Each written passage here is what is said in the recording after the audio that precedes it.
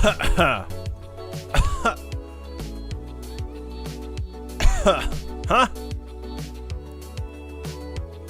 Where are we? Mars? Oh, I see the rover.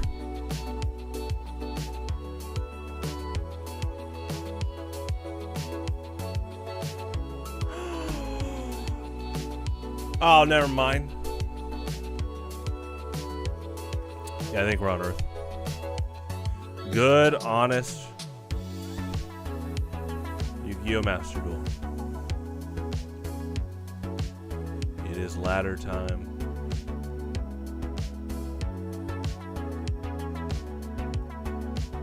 You know, I looked at Fishborg Archer, and I added it to my deck before I realized it's a tuner.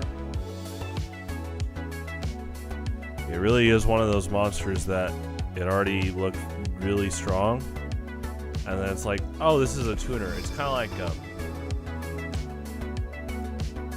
sometimes I forget that about Effect Veiler and Ash Blossom and Joyous Spring.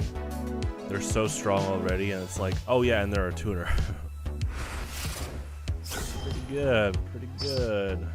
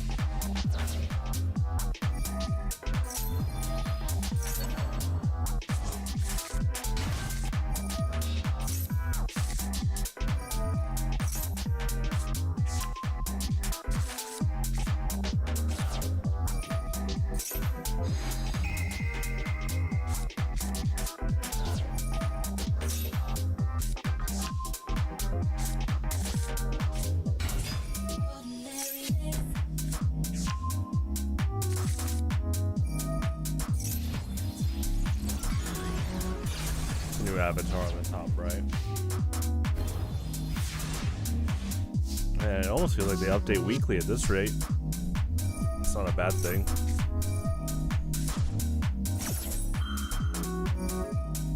They definitely update a lot.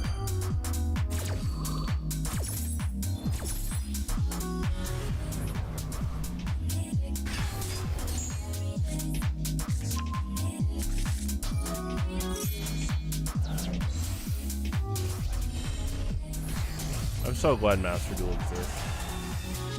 I've said this before, but something like this was in demand for decades. Like, since the 2000s, people definitely wanted to play Yu-Gi-Oh! Online like this. Like, automated. Which is a big, demanding task, because you have to program every card, but I'm finally glad Yu-Gi-Oh! Got around to it a few years ago. And like I said, shoutouts to Dev Pro.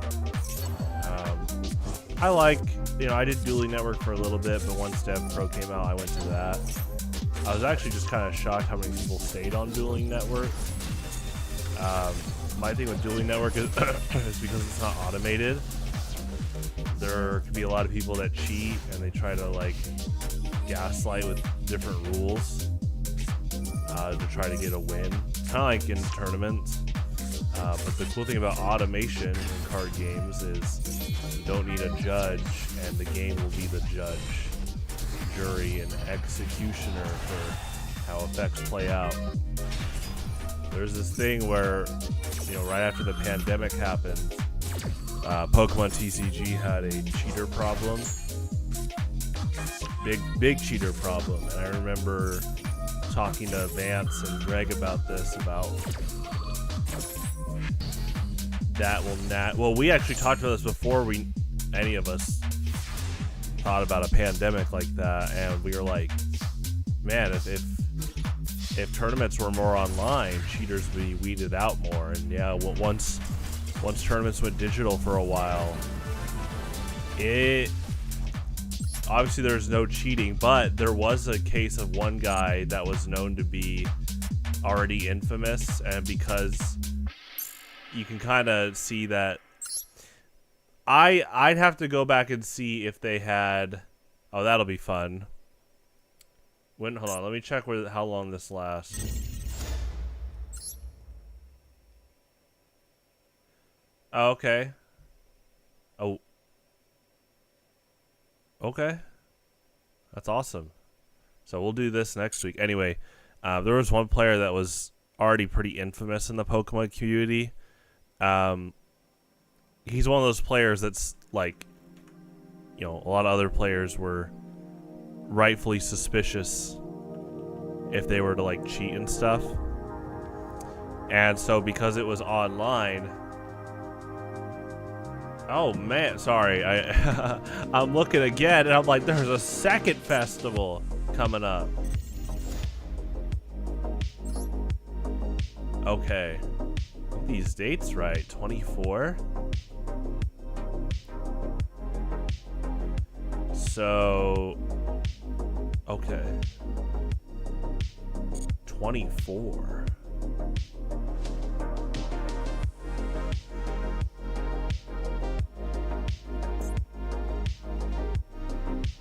So they end pretty close to each other.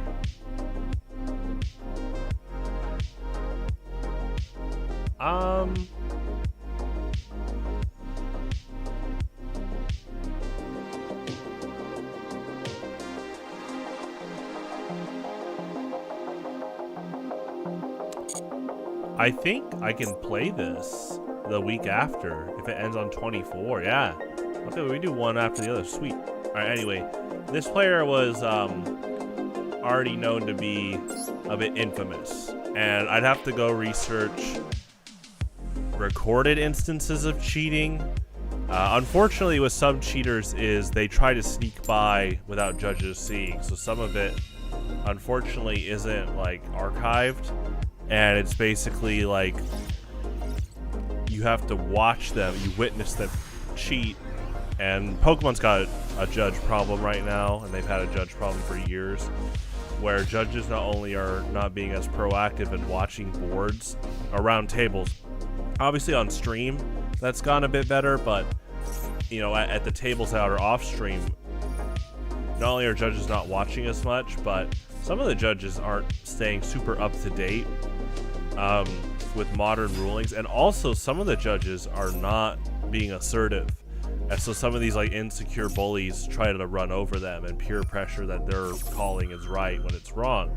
So anyway, this player kind of falls into like a grimy territory, and they definitely couldn't cheat online. So what do? They try to report the person they lost to in a tournament's username, saying it's like a bad slang term in another country. Like they went that deep when they couldn't take an L. And yeah, I was wondering how some of them might react, because some of those players, unfortunately, if they feel like they're starting to lose, they try to find ways to weasel out and cheat. That's an insult to weasels. I'm sorry, weasels. But yeah, they try to find subtle ways to cheat. So it's just so funny that I definitely can recall that one instance where a known infamous player, and I can't verify saying they're a cheater right now, but like I said, it's some of those cheaters, they do it so much under the radar that it's hard to get official archive paperwork of it. But yeah, some of those players just kind of get labeled as grimy, especially if they're bad sports. And this guy was a bad sport, and he tried to get a report on their opponent because they lost.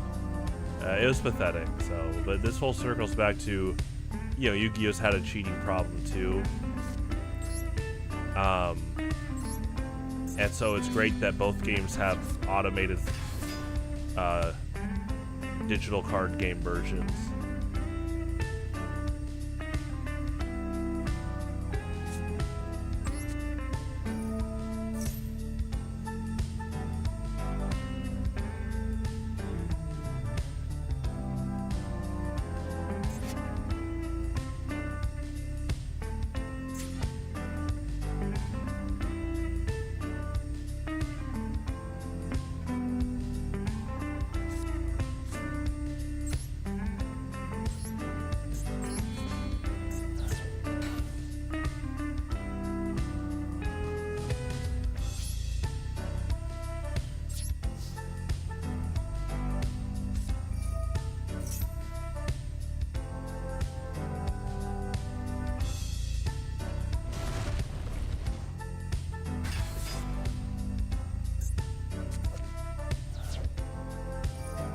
Cool card.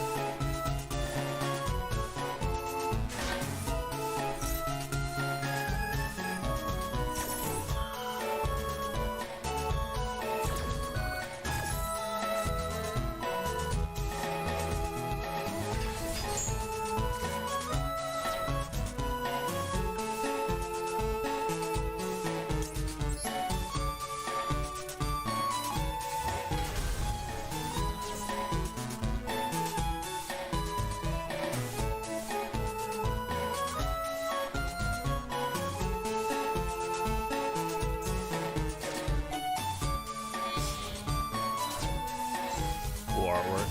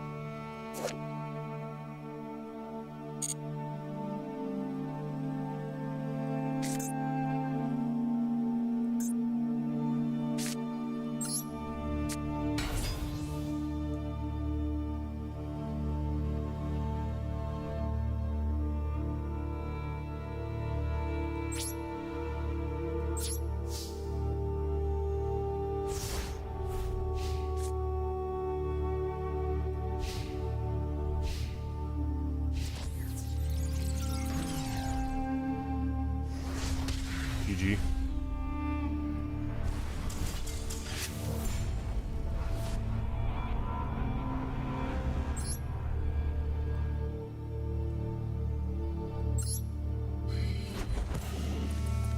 This piece reminds me of the song in Star Wars Episode 3 while Anakin's waiting in the Jedi Temple as the 4 Jedi Masters go to arrest Palpatine.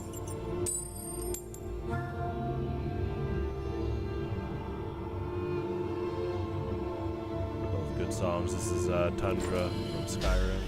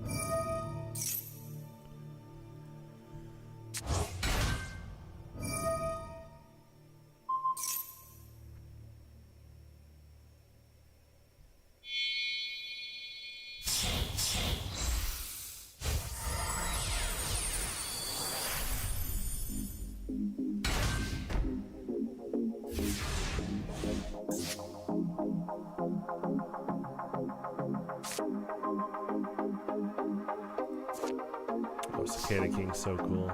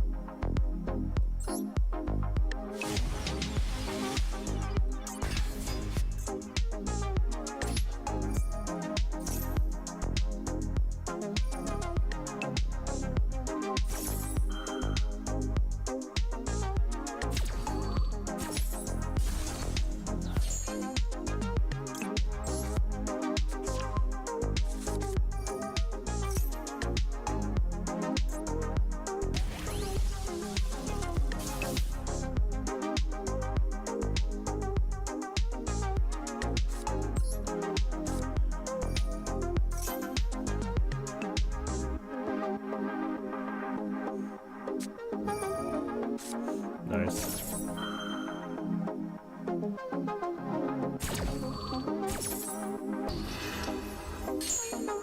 It's a cool effect.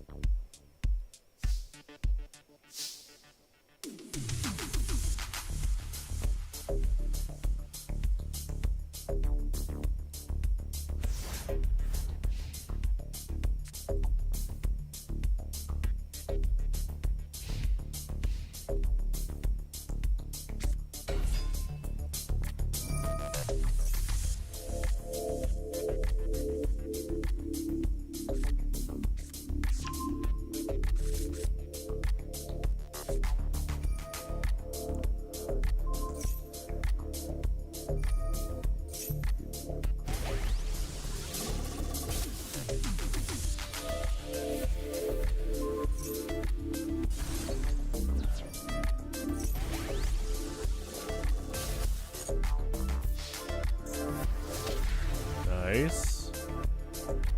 These evil-eyed cards seem pretty cool from what I've seen. GG.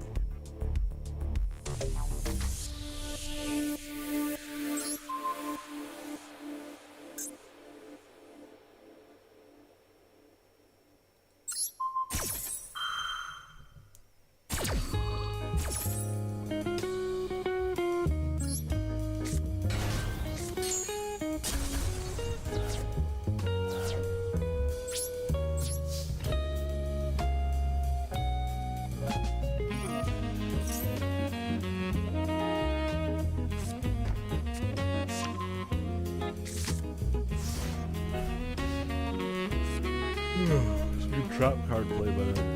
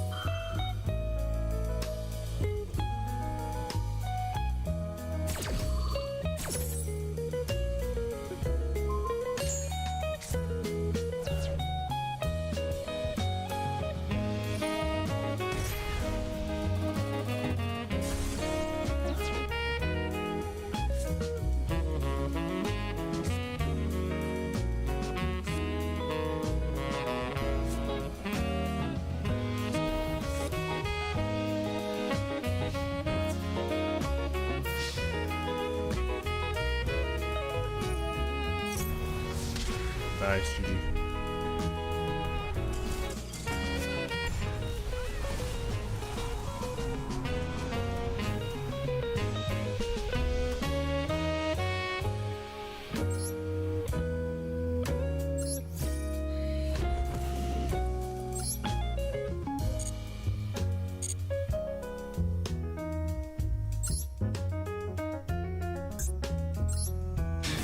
I'll be right back.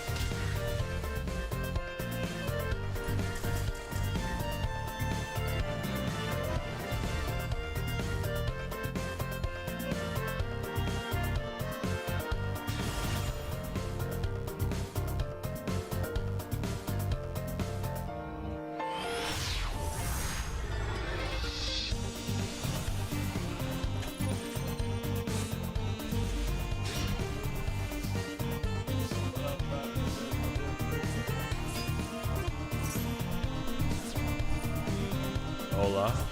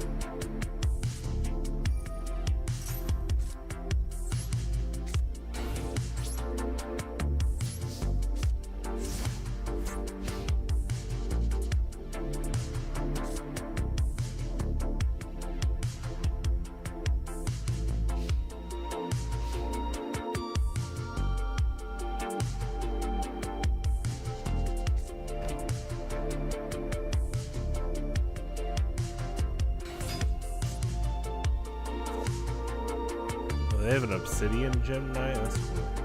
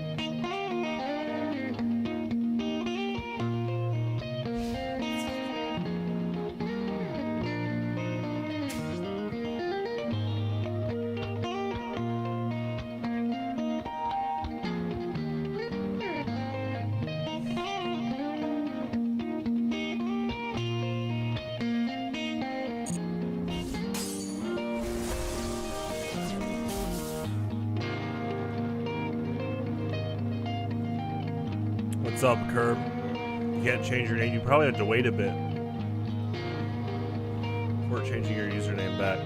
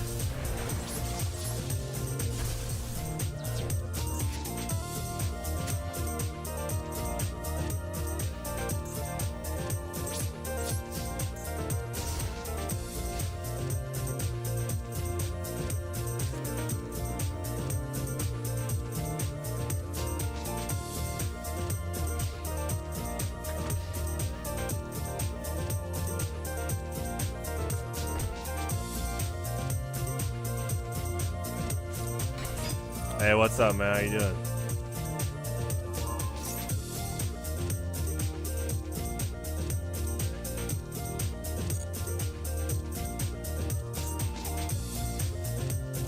Good to hear from you. Oh, I love this guy.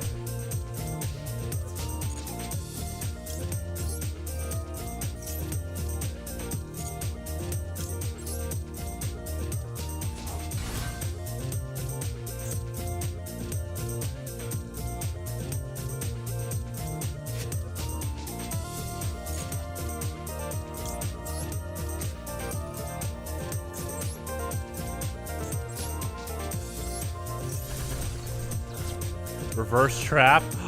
That's so cool. Oh, Harpy's Feather Star. Nice.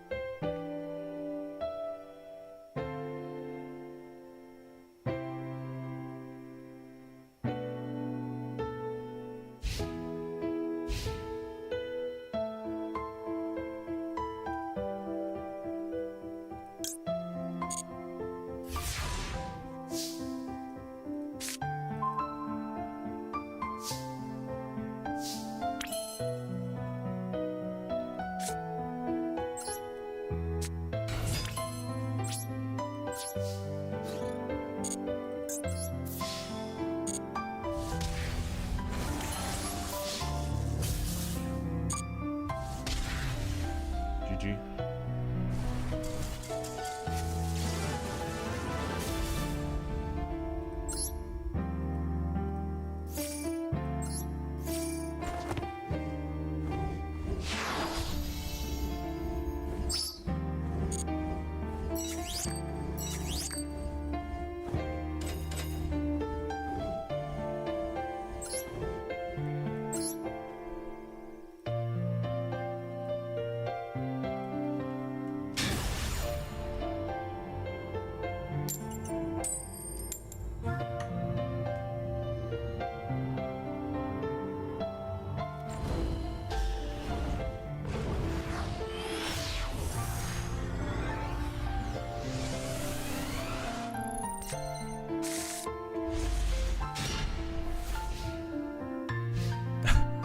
supremacy. No supremacy here. I do like all 7 attributes, but I have been main decking Neo-Daedalus since 2011. Hope all is well.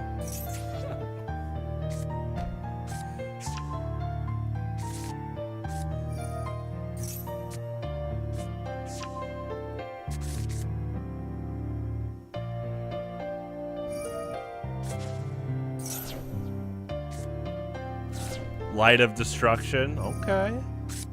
Okay.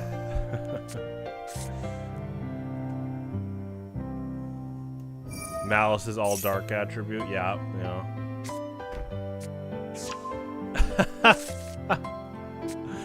Quick on the emote game. I see you, cool dude. He's looking. He's pondering.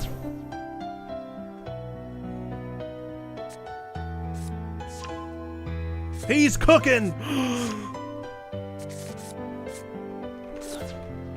Here you go.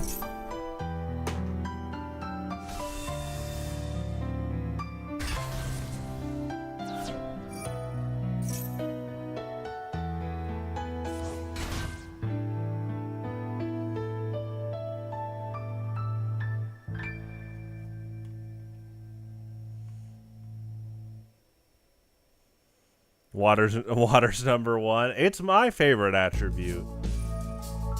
Even playing Yuumi since, like, what, G1? Yumi's the original archetype. Like, Yuumi and the Forbidden One.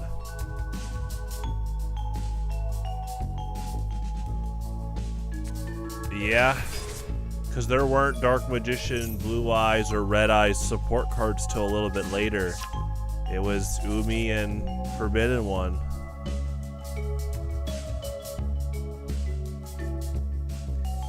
And I mean, technically, yeah.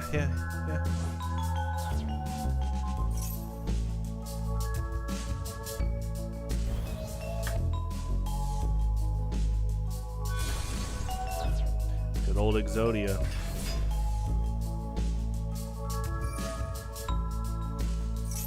Yeah, I would count Exodia as an OG archetype, for sure. They all had the name theming going.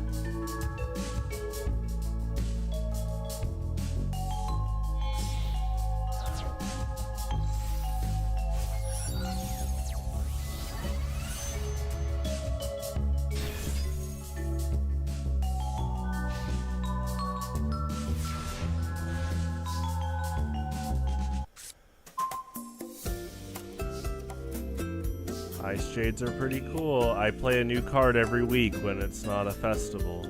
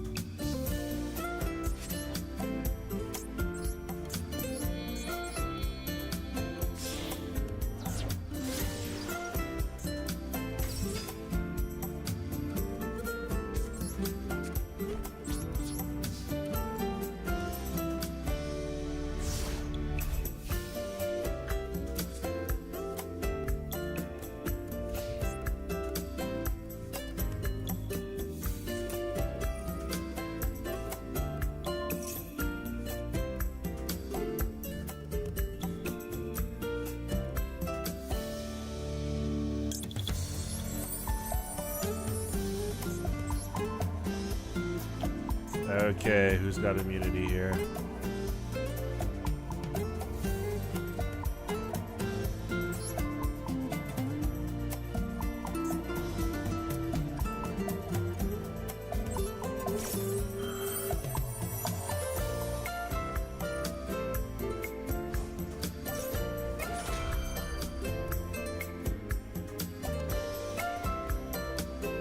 Jank. Is that an archetype? Was it 60 random cards? Is that the new archetype? It's all based in the extra deck. There's these new jank monsters. It's based on what you randomly draw.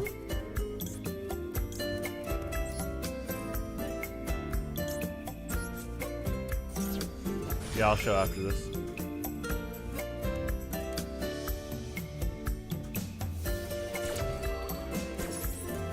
It's just a giant J, a giant A, a giant N, and a giant K. Ooh, junk. Ooh. Okay, cool, dude.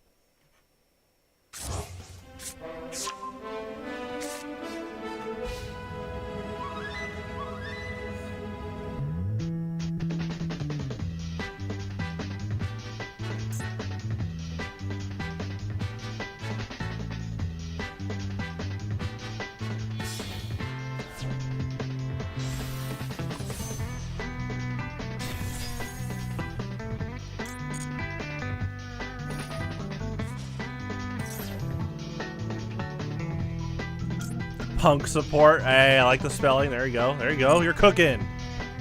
Yeah, here's the new card. Oh my gosh. Do 8,000 damage. You know what? Power creep, make it at 3. What a good spell.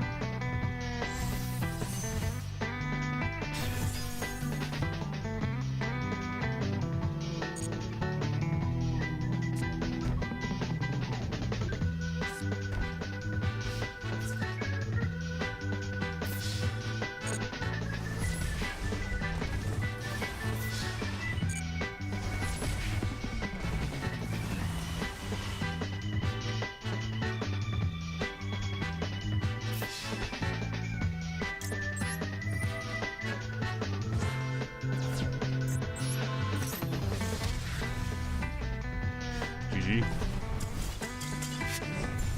Alright, let's do a quick overview. For request. So, I add a new card every week. Every Wednesday when I broadcast Yugioh.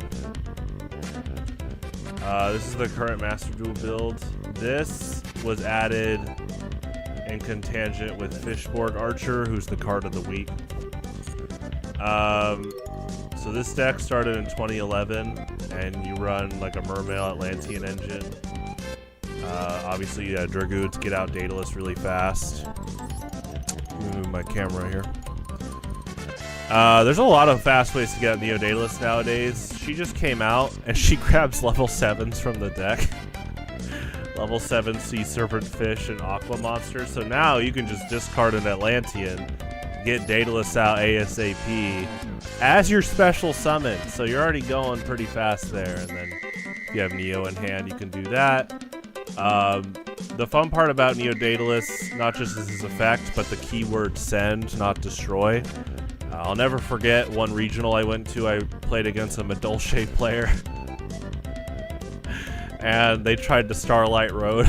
And I was like, it's send, not destroy, you know? I was like, there's a big difference for sure. It's a pretty fun duel. Kaijus right now, yeah, 3 Gambasil, 3 Radiant, 1 Humongous. So, Gambasil has water attribute, really good with like Mermail summoning. These guys are all level 7. This deck is like super level 7 based. So there's a lot of rank 7s you can play. Right now I only play 2 rank 7s that aren't water. That's just kind of streamlining what I might need right now. But there's a lot of cases where I give them Gambasil and then one of these 2 I have on my side. Yu-Gi-Oh! Players never beating reading allegations?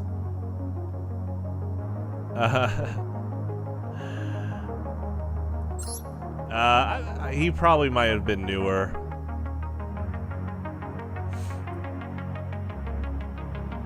Wait, what do you mean, Behemoth?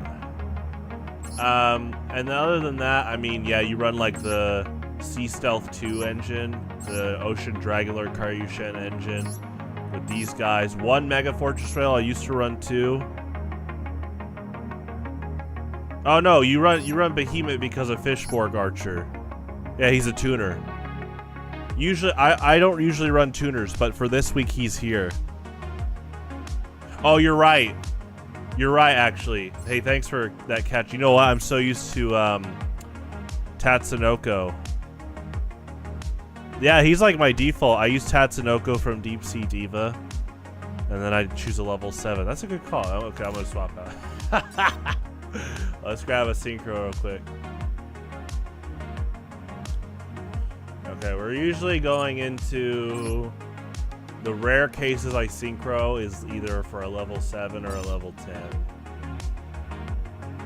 Yeah, I think there are times people read Ocean Dragonlord Karyushin and then they just rage quit. Like, there'll be a slight pause, and it's like they're trying to do their combo, so they do their initial summoner that searches, and then I see this long pause. And I think it often is like, why can't I summon this guy? And then they finally read Karyushin, and then they usually rage quit. It's really funny. You know what? Maybe they all just had their dogs pull on their Ethernet cables. You did tell me you played water. It's true, it's true.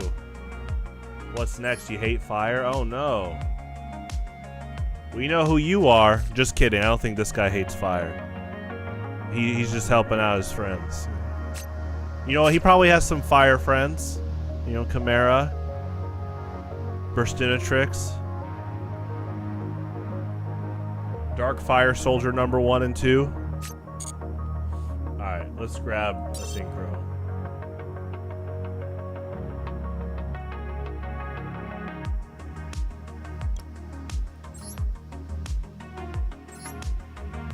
This is like just in case. I might not even have the scenario where I get my synchro monster out. Oh, Well, heck yeah. Hold on. I'm going to play Leo for a little bit. I love this guy. You can. That's true. I don't know if I have that Ice Jade monster. I'll check. I'll run Leo for a bit at least, though. Okay. Oh, yeah, her. Yeah, she's pretty good.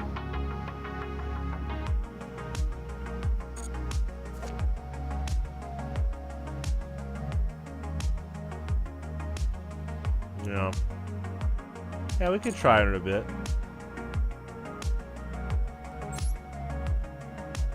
And then yeah, new Atlantean Mermail stuff came out. Super fun. Talk about an amazing form change for this guy. And he's also got a good retrain. Where'd he go?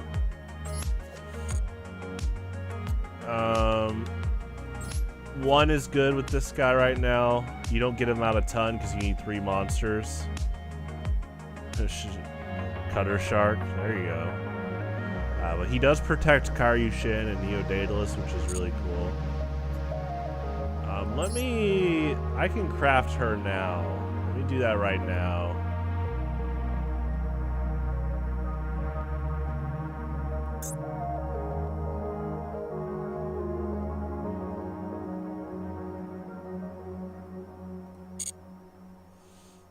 I might as well get some packs. Hold on.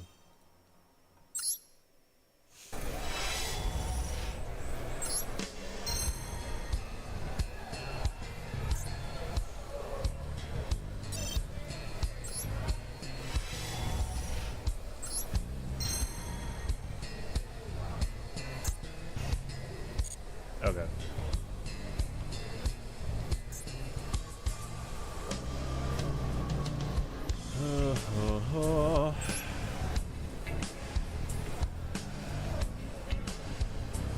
You like running synchro instead of XCs? I used to run a lot of Deep Sea Diva, but the meta right now runs a lot of Ash Blossom and Joyous Spring. So Deep Sea Diva tends to get negated a lot. And if you're not running like double summon or something, that might be your only summon per game. She's on the back burner right now, but I know I'll use her in the near future again. But I know there's other like tuners and stuff. She definitely was my go-to tuner. Okay, let's get some ultra rare credits. Oh yeah, she's kind of new.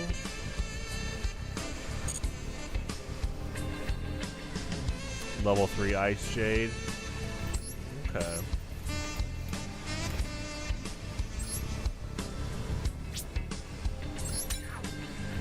Well, let's get this Ice Jade monster now. Leo's one of my favorite synchro monsters, so I'm gonna play him for a little bit, but yeah, we'll try her out. Cool. That's if we even synchro summon the night, but yeah, I'll play one synchro just in case.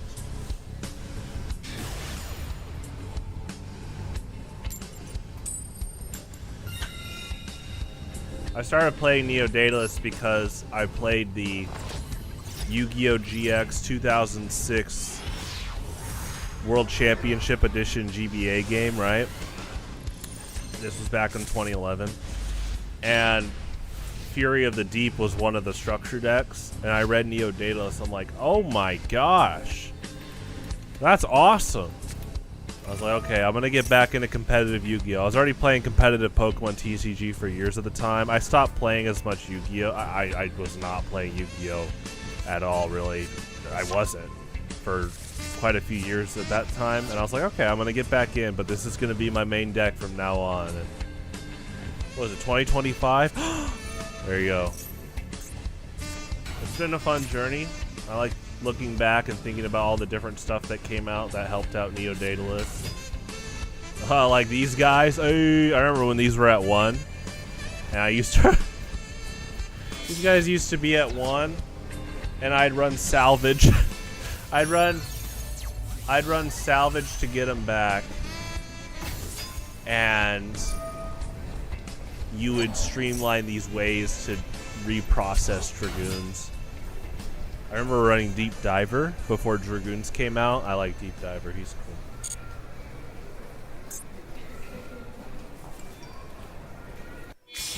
Can't beat a quick effect. I mean, in tournaments, I basically always side deck 3 Prohibition. I think Prohibition is an amazing card, but it has a super high skill ceiling and a super high skill floor. You have to be observant all the time. But I'll never forget making finals of a local, and I threw in my Prohibition on game 2. Was it game 2? Yes, not game 1. Side decked Prohibition in game 2. And I remember I said, Neo-Daedalus, Prohibition effect Veiler. And it worked. And you know what? My opponent, I've known him for a while. He had a pretty good poker face. He's like, okay. But I love stuff like that. I love Prohibition and like how it can reward observant play. Now this game doesn't have side decks. We do side decks for our monthly tournaments in a lot of cases, but in terms of laddering, yeah, you don't really have that.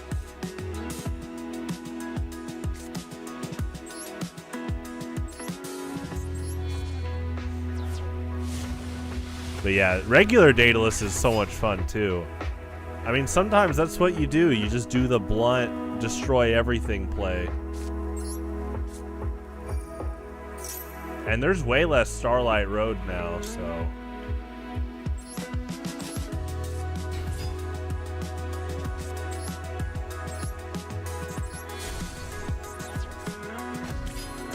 It's on average.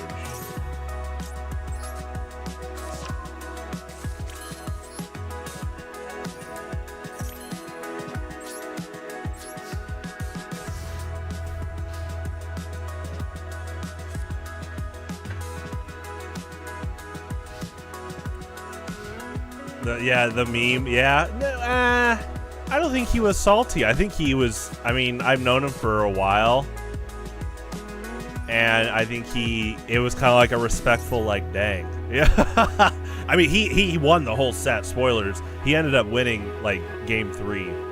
But I'll never forget, that was, I already liked Prohibition, but that was one of the big moments of me understanding more how strong it is to stay vigilant with like proactive observations when you duel, because if you don't, you're cheating yourself out of the potential of Prohibition.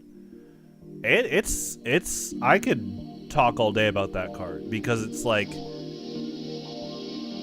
you are observing choke points. You know, people talk about combo decks all the time, and Prohibition is like, you can name any card you want. What card do you want to name? You better remember the name, though.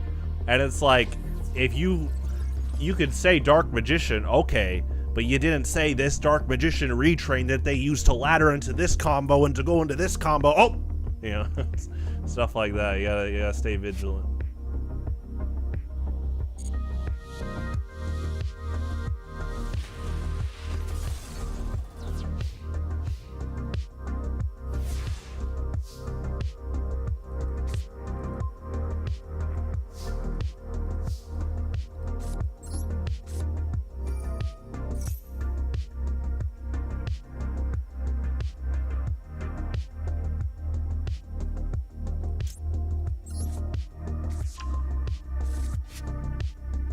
Weave an intricate web. That's a good comment. Right. For sure. But it's fun. I mean, Neo-Daedalus. So I'm borderline addicted to challenge. That's just like me as a person. That's something I've understood more about myself since I was young. Like, since I was young, I've understood that, like, in Melee, I main Yoshi. Super technical character. You know, in Street Fighter, I main T-Hawk, all about, like, patience and stuff. And then I loved having pocket characters like Gen and Seth that had really high technical execution. So in Neo-Daedalus, I love a character that is about, like, you need to get certain hoops to jump through. You need to set up a few hoops, and then you're like a circus performer. You just jump through them all while they're on fire. You know, and that's a fun challenge to me. I love that stuff. I like in Team Fortress 2, Engineer is in my top 3 favorites, and I mean they're all cool, all the classes, but Engineer is kind of like that way, where it's like all these moving parts that you want to set up, but if you set up, it can just be crazy. You know, you get your level 3, you get your level 3 sentry, your dispenser, your teleporter. That stuff's just a ton of fun. Some people don't like playing like that. I think some people, you know, you were talking about composure earlier. Some people actually have like fragile composures. So if they play a deck like Neo-Daedalus or like play Engineer in TF2, if 1 or 2 pieces like get destroyed, they just get flustered and angry and fall apart. But see, to me, I like the challenge of like pick yourself back up and keep at it. Too much work. Yeah, I think some people cheat themselves out of like certain things. It's okay if you don't want to play Neo-Daedalus or the Engineer, but I think, yeah, if you're dismissing them because, quote, too much work, yeah, you might be missing out on some stuff there. They're both really fun to play. I think they also build... It doesn't have to be exactly like Neo-Daedalus and Yu-Gi-Oh, but similar monsters where there's a few combo pieces you're looking for. That type of stuff is, like, I think pretty healthy for in general deck building skills, and like I said, grit. It is testing and potentially developing skills of grit where you keep at it, you know? That's actually another fun part I've enjoyed with Mermails, Atlanteans, Karyushin stuff is there's a lot of alternate plans. Like, yeah, I'm looking for Neo-Daedalus, but there's a lot of games I'll play where the win is, oh, it came from Abyss Megalo or Mega Fortress Whale, and we all attacked directly. You know, you gotta stay on your toes and keep adapting. Oh, too many brain dead people. I'm never gonna shun people for playing meta. I'll say that. I don't think that's fair to people that might enjoy the game too. I'm never gonna say, oh, someone's playing meta, brainless. Nah. But what you're saying about some people might be a bit afraid to be creative themselves, yeah, that can happen. And that's not like just a quote, oh, you play meta, that means you do this. No, it's more about like, I do think some people are afraid of trailblazing for themselves. And that's not just a Yu-Gi-Oh thing, that can be a life thing. So, you know, I always try to help invoke feelings of personal strength in others, and it's a cool thing when you see people like learn more about themselves and they try things out, you know? It's like, hey, I've been thinking about, like, I play competitive Pokemon too, right? So like in our community Discord, we'll have people be like, hey, I'm thinking about running this set in Pokemon. And I just see that, I'm like, oh dude, yeah, that's killer. Like there's some stuff I never even thought about strategy wise, and that type of like creative thinking I think can just go a long way. I mean, in fact, like you look back at Yu-Gi-Oh, a lot of rogue decks come from people that take daring chances like that. And Pokemon is the same way. It's kind of like, it is funny when something becomes meta because someone became a trailblazer.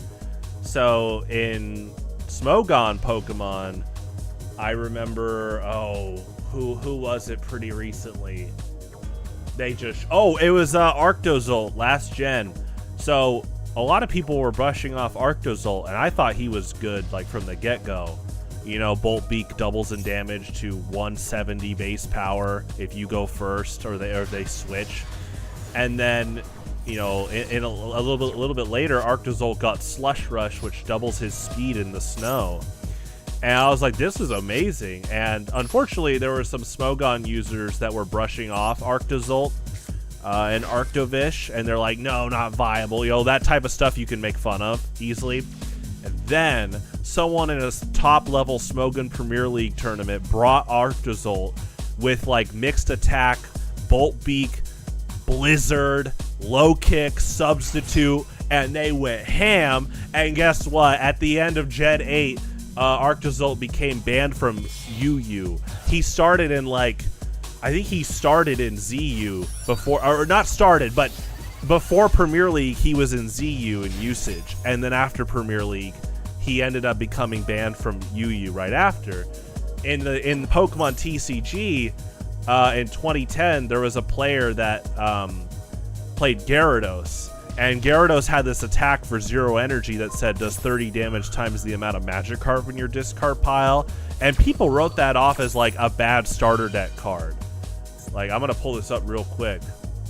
So back in the day when this came out, people wrote this off as a bad starter deck card. I always thought it was pretty cool. And what people were doing is a lot of them were looking at the energies of the other attacks. So if you look right here, 2 energy, 5 energy, and they're like, oh, 3 Magikarp in your discard pile, right? And then Fabien from France makes top 8 for Worlds with this card, and he streamlines the process by running Regice or Registeel, which you discard 2 Magikarp from your hand. And then he found ways, like with Felicity's Drawing, to get the 3rd Magikarp in the discard pile ASAP. This dude's doing 90 damage for 0 energy ASAP. And then Gyarados has 130 HP on a stage 1. Woo! And then guess what happens? Gyarados becomes one of the top meta decks for as long as it was legal and standard. So yeah, I'm a big advocate of trailblazing. It's crazy to see stuff like that happen, so...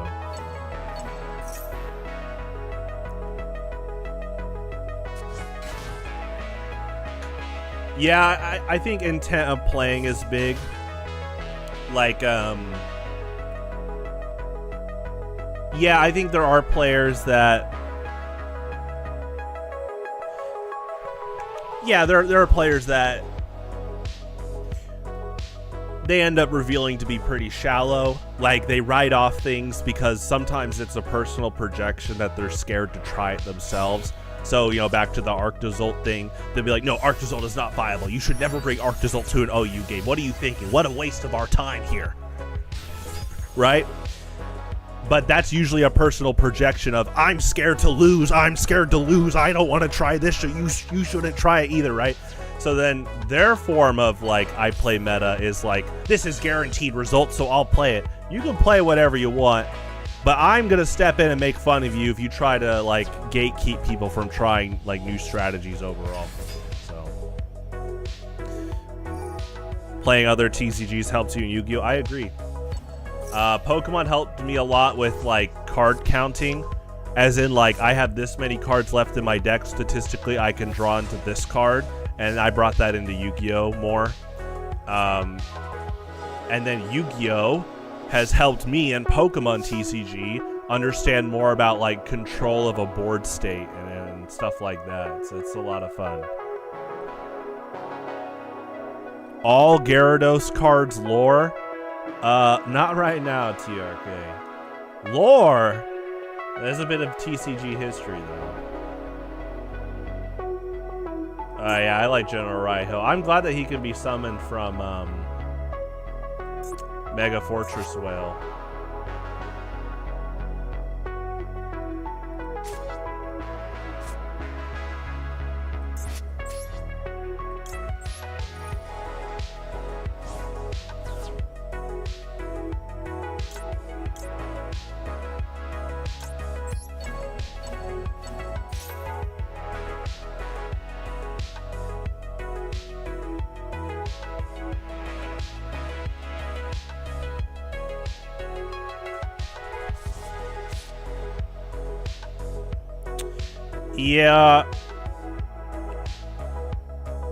Yeah, sometimes I do think people might copy a deck and they might not understand why certain cards are played or are strong in certain regards.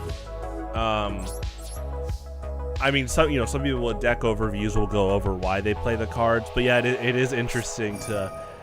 That's kind of a rare moment, though, now that I think about it. Like, people that copy decks and then being able to witness them play the deck for some of the first times and see, like, them trying to understand why certain cards are played. That is interesting. It's like, excuse me, in Pokemon TCG, players like to play Worlds formats. Like, they'll play retro Worlds formats. Like, my good friend Vance Kelly, he's got a lot of 2010 decks and 2006. And you can watch newer Pokemon players play the Worlds formats from ages ago, and they'll be like, why is this played? Why is this played? Right? And it's actually, that type of stuff is interesting because some of those cards have like a huge amount of backstory to them. It's kind of like, for example, there's some SP decks run Lucario GL, and you can tell that I don't think Lucario GL's in any Worlds decks, but he's in 2010 decks. So there's actually an Arceus deck, and it runs Lucario GL. And Lucario GL has a Pokebody that says all Pokemon have ×2 weaknesses. And so at first, I think a newer player could look at that and be like, why am I running this for ×2 weaknesses? And then you explain to them, oh, back in Gen 4, a lot of Pokemon didn't have ×2 weakness. And so you actually give Machamp a ×2 weakness to Psychic. And then you hit with a Psychic-typed Arceus for a knockout usually. Stuff like that.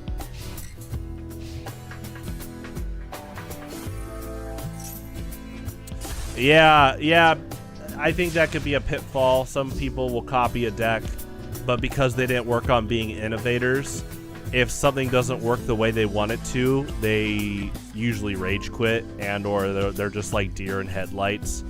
And it's like that in Smash Brothers Melee. I've had a lot of people rage quit during a game where I'm trying to figure out what they've rehearsed. I call it the rehearsal range, and I'm always trying to guess like what is basically what is the range that they've practiced? What's something they're extremely comfortable with? And then I'm like, what if I stay right out of their rehearsal range? How are they going to react? Some of them are daring to take risks. I'm like, nice, this player is daring to take risks. Some of them are so scared of the concept, yeah, they rage quit, and or they'll start taunting. And you can taunt if you want, but sometimes that tells me as a player that they're like, oh, I don't want them to know that they're figuring me out, so I'm actually going to taunt them and see if I make them angry. But to me, it's like, because I don't get angry, I'm just like, oh, that's an interesting piece of evidence. It's kind of like at the poker table. There are some players that if things aren't going their way, they might start talking the talk to try and like intimidate you, but they're literally holding like a 2 and a 3, and you got 2 jacks in your hand. It's all about keeping that composure. So.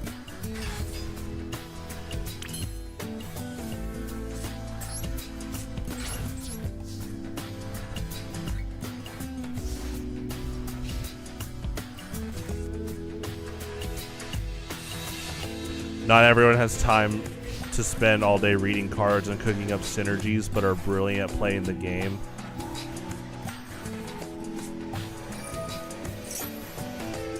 My good friend Ryan Green, some of the newer cards in Pokemon TCG, he hasn't like fully read at the moment, and opponents will bring it to tournaments, and so what he does is he'll read it, and then he's already calculating how to take it down. That's what my good friend Michael Torres said when he played him quite a while back. He's like, I could see him calculating how to take it down. I was like, yeah, sounds about right. That's its own skill. I mean, that's someone that's daring, though. Ryan is like, rather than him complaining, saying like, this is stupid, this is a new card, I don't want to play against this, he's more about like, ooh, how do I take this down,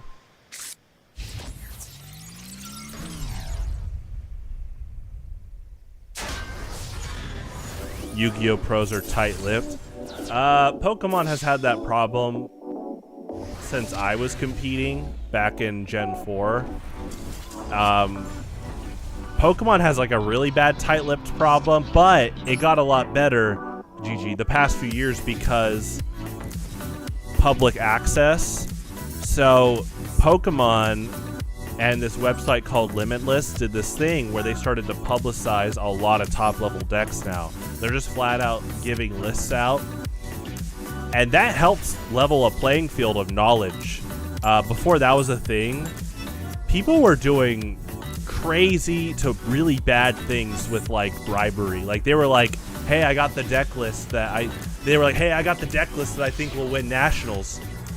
Drink everything in your fridge, stuff like that, or worse, just to get knowledge of a deck list. Like it got bad. People had weird clicks I got the list, bro. Don't leak this out, right? But nowadays, that stuff's a lot more public. I don't know what it's like for Yu-Gi-Oh right now. Cool Dude probably knows way more than me. I don't know how public access Yu-Gi-Oh's lists are compared to Pokemon right now. But Pokemon's pretty good at publicizing like top level decks and strategies and stuff. There's still obviously testing groups that try to keep a tight lip on decks. I mean, that's different. Like if you're with a group of friends and there is literally like Project Hypno, right? You take the most modern version of Hypno right now and you make this crazy rogue deck. Yeah, like that's a great hidden project. If that leaked out, like you might lose that edge of like having surprise as a factor. I'm talking about people that they were immature with their quote power and they were a top player, and so people begged them for, what's the latest deck list? Give it to me, please. Ugh. Yeah. And it's like, one, have some dignity, but two, why are you asking them to drink everything in their fridge type stuff? Or worse, like I said, I was like, geez.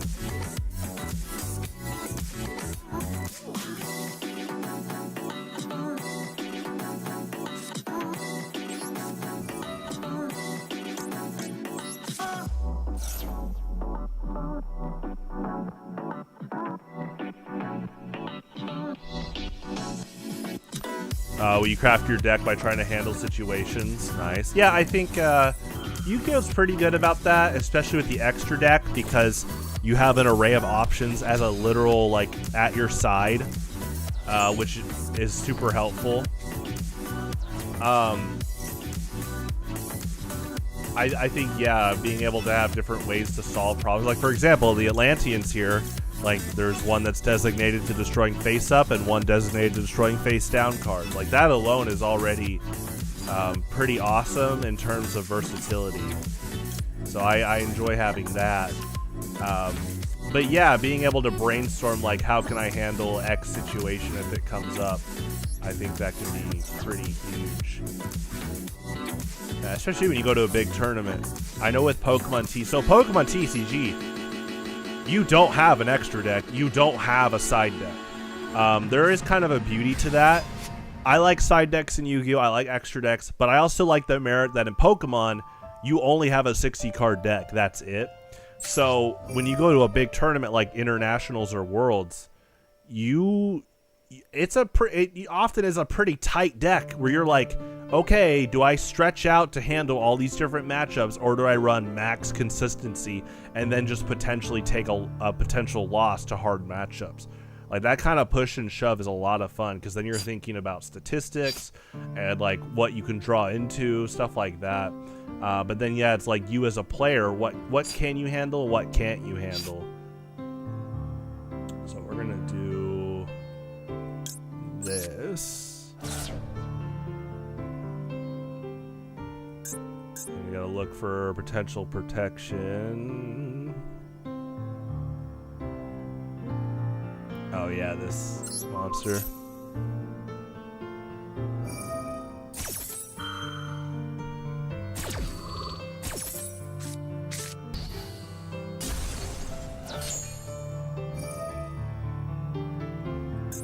Okay, retarget. Yeah, I'll do this.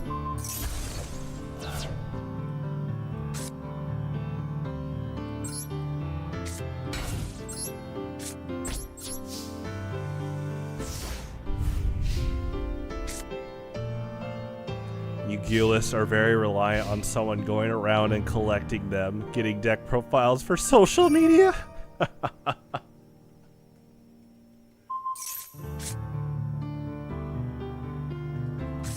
The YCS top 8 videos. I'm sure they still do that.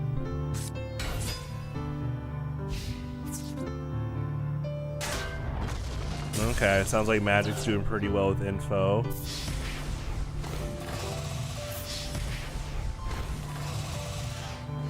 Fractalofin.site, that's what it's called? Okay.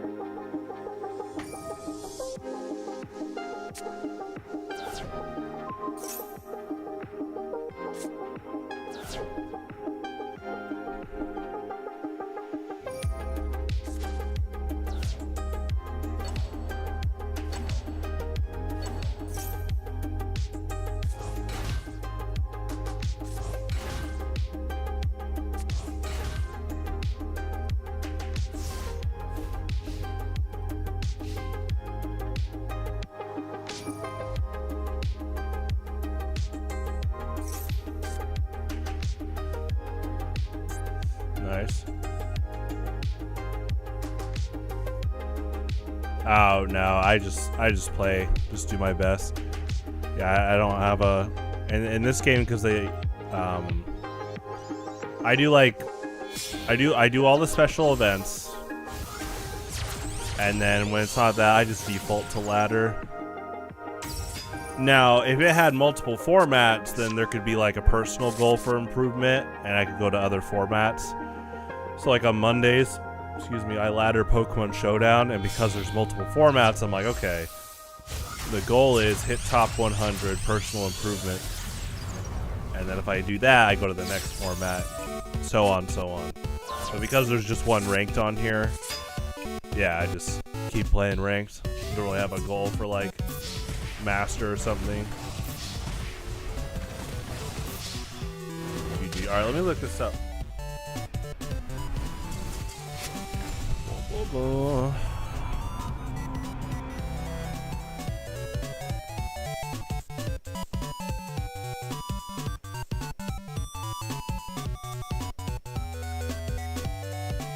Oh my gosh, look at that.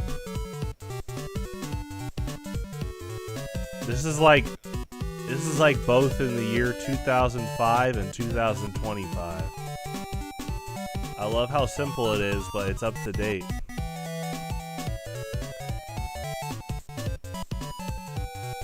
Oh my gosh.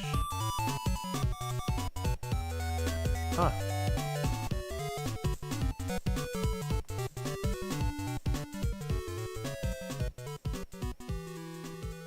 Deck trends? Wow. This stuff is archived. Back when times were good? I still think times are good, but it is funny how nostalgic people are for the 2000s now. I guess people were nostalgic for it 10 years ago. I mean, I was. This song's from Star Fox Adventures. It was like a 2002 game. Smash Brothers Melee. There you go.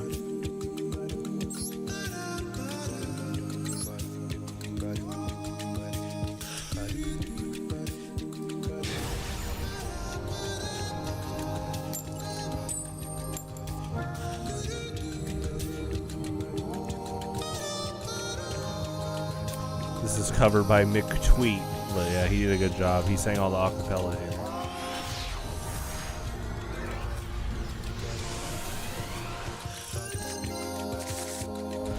It's Thorntail Hollow from Star Fox Adventures, the day theme.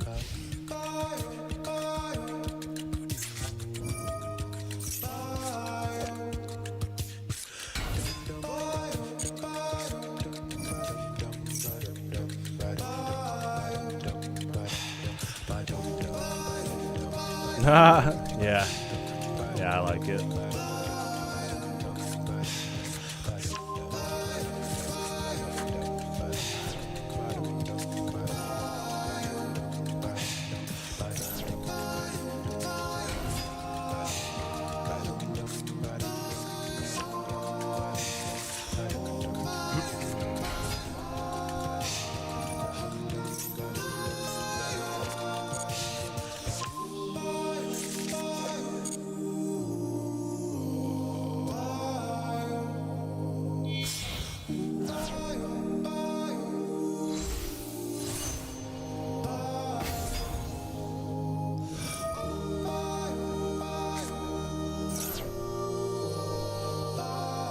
Yeah, I did not see the player achievements, but that is interesting. I wonder what the achievements are like. Is it like result achievements, or like you played this, like pull off this combo, and then you get this achievement? Okay. Konami, let me know when the Gimmick Puppet Leo achievement is there. That'd be cool.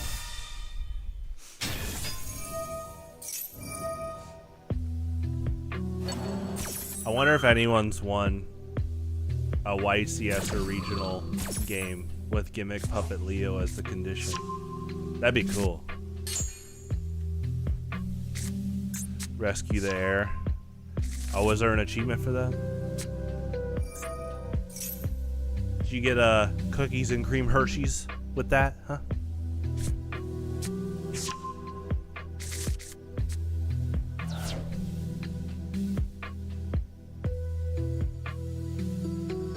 Players who top with a deck list over 60 cards, intentionally drawing. Interesting.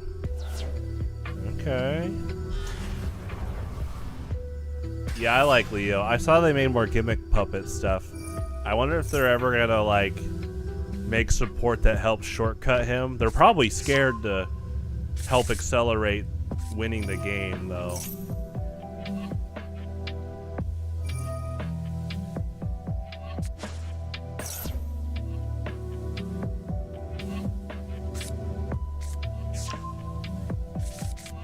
Or just not scared, but Konami's definitely careful. Like, they made that Destiny board support, it was more about protection. But yeah, it's easy to break the game if you basically accelerate getting out Destiny board pieces or Leo counters.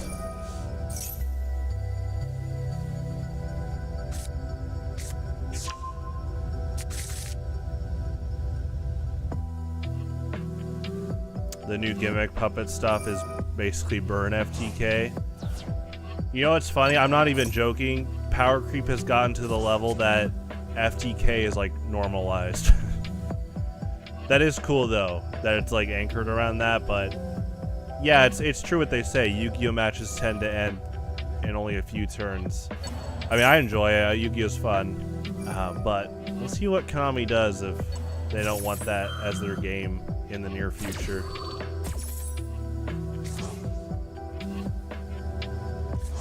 Yu-Gi-Oh's like, you look at this game right here, look at this. Yu-Gi-Oh's turned into,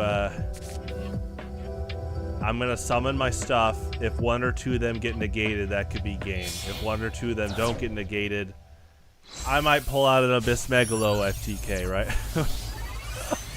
Oh, hey, how you doing? Sometimes you don't even get a turn.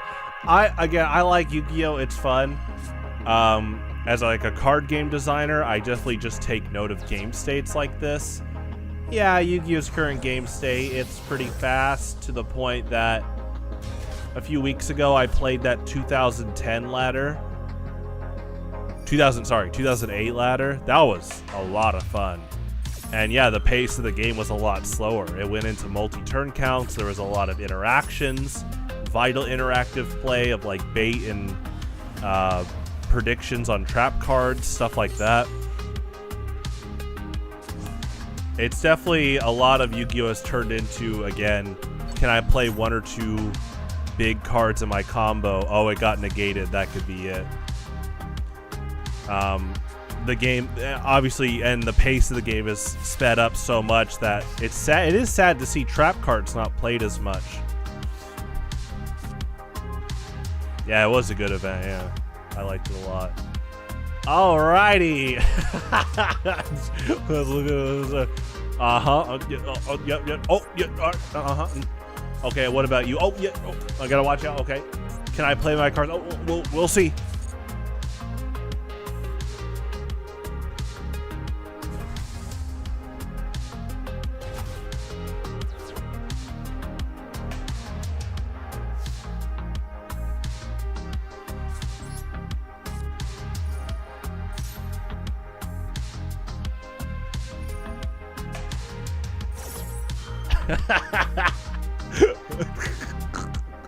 Yeah, no, I mean, good on them. That's a good board. No, it has lots of negate. Yeah. I'm laughing at you laughing. Yeah. Yeah.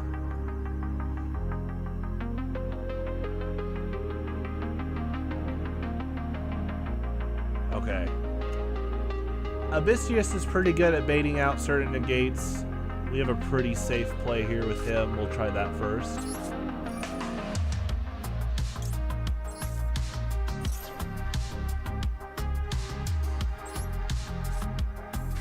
So you do the 2 for 1.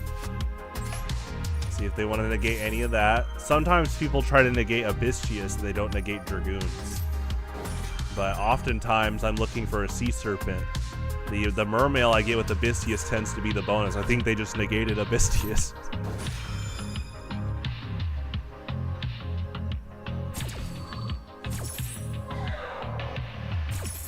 It's crazy that he special summons to the level 7 too.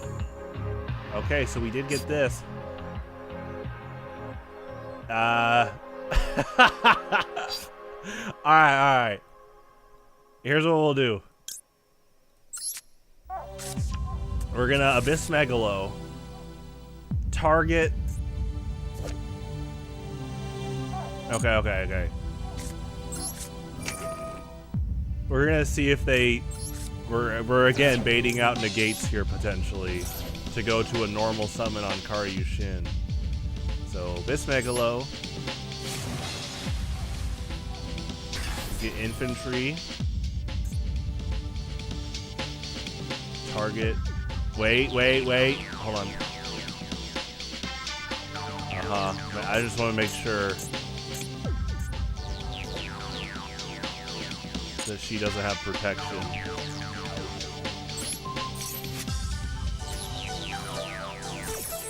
Okay.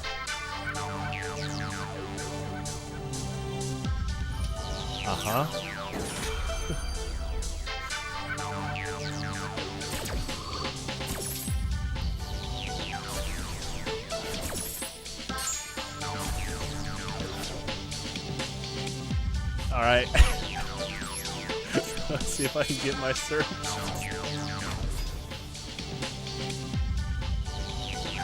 Okay. Nice.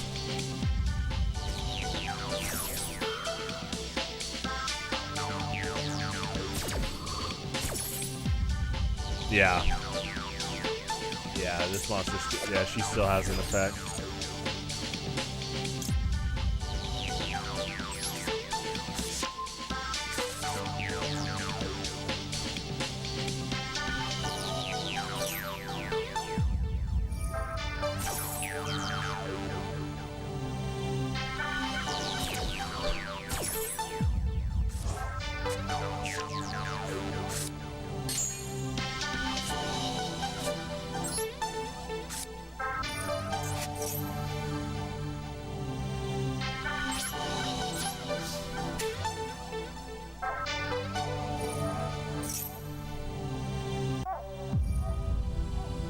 You've seen it all so many times. Yeah, I can tell you're pretty experienced.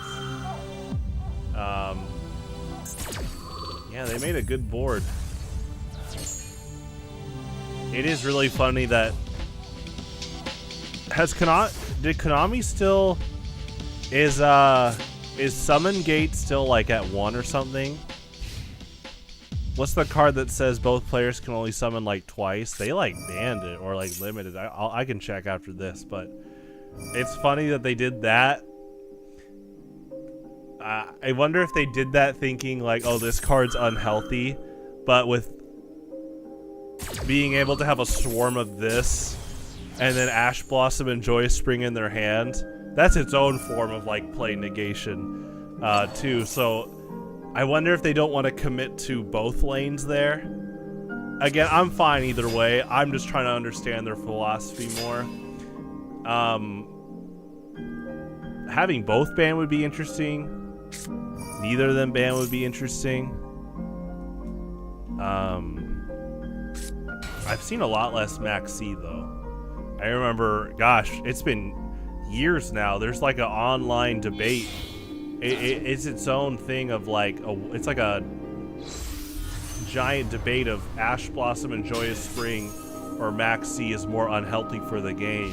And I'll just see people fighting a lot. And I'm like, dang.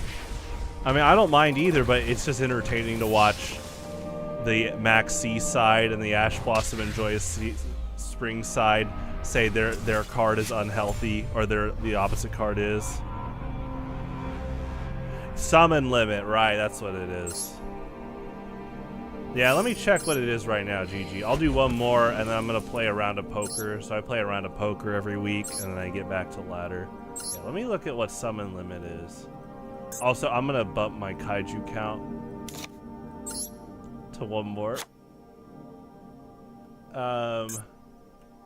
Actually, you know what? Yeah. So summon. Oh, if it's like banned, I guess I can't see it, right?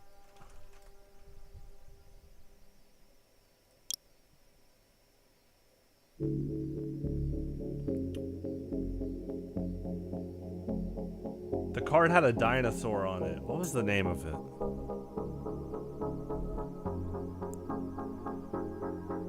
Oh, you think Maxi should be banned?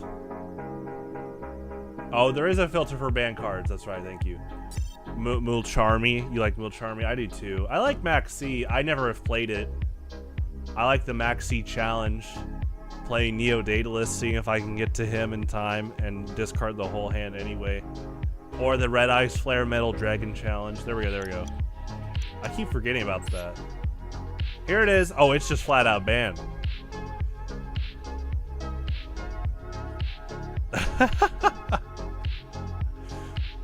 I know there's a thing about like, okay, I know that players can swarm their board and then play this. So I think the design of this card is meant to be, hey, both players are on an equal playing field. You know, we're slowing the game down.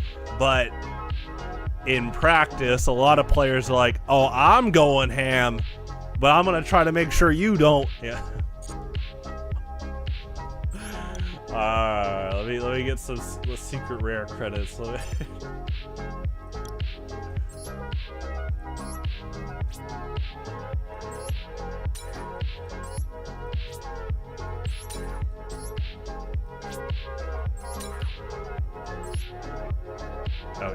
We'll do one more and then I'll play a game of poker.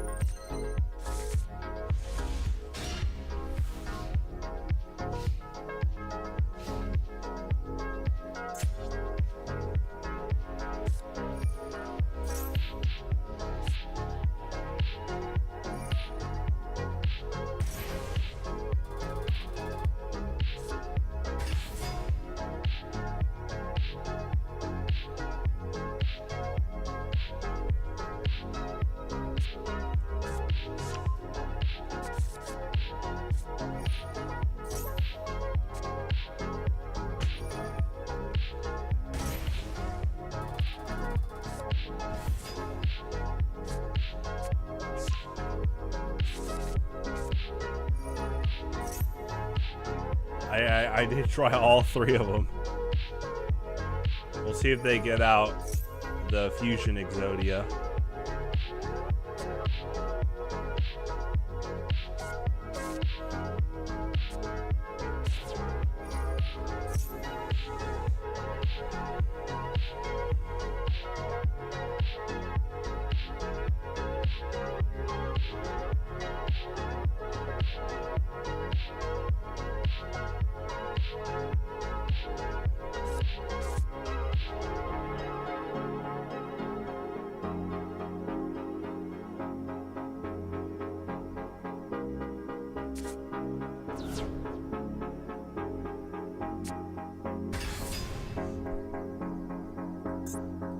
Nice.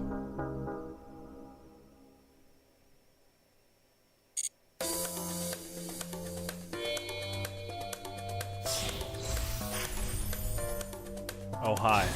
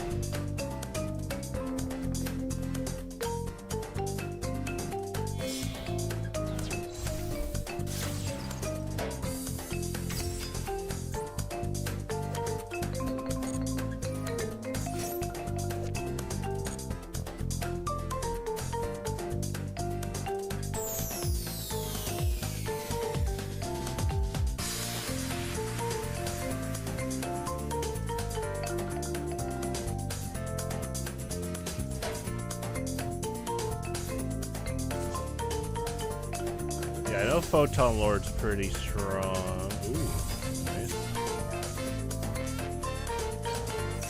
This guy's pretty strong.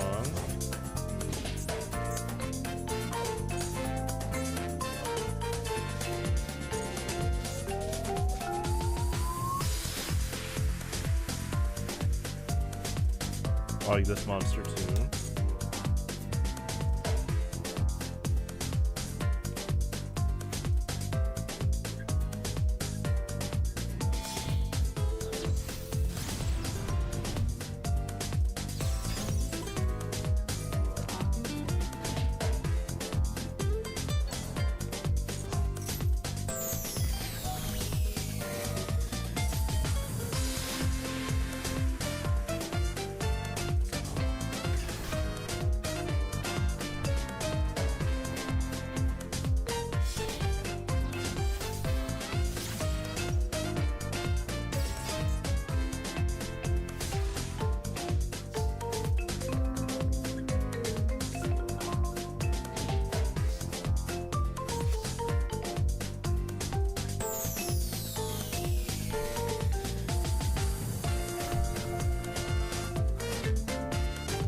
I don't think it sucks. I just gotta, I need to be careful because Nightmare Phoenix can destroy my Yumi that I could use with this and get Karyushin. It's more about choosing who to give the Kaiju for. I guess we can Kaiju this guy and then just do a Kaiju summon. Okay.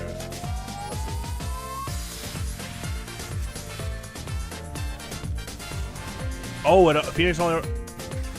Oh, you're right. I missed that. Thank you. That's true. That's a good point.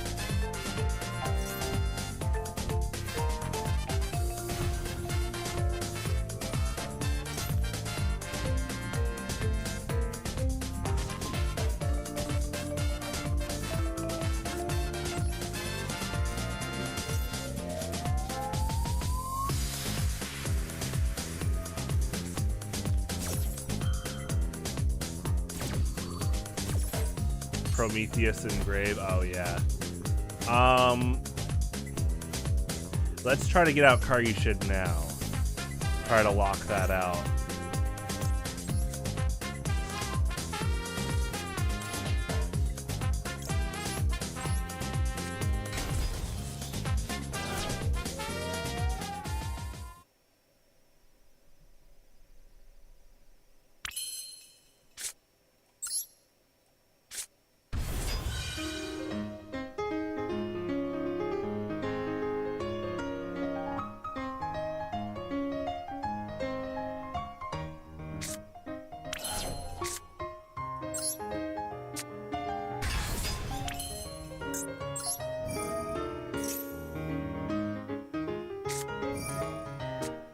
Nice.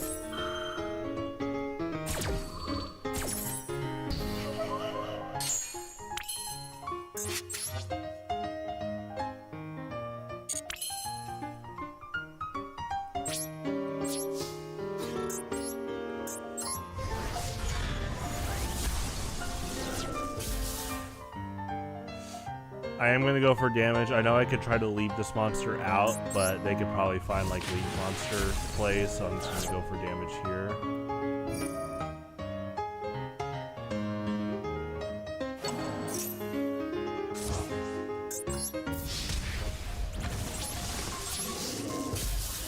And we are going to keep Karyushin. I could leave it. I'm trying to think, what are some, like, aren't there Link monsters they can play with just this? Oh, I guess there's, well, I wonder how many people play Link Karibo. I play one, but I'm just like, yeah, I could leave him out.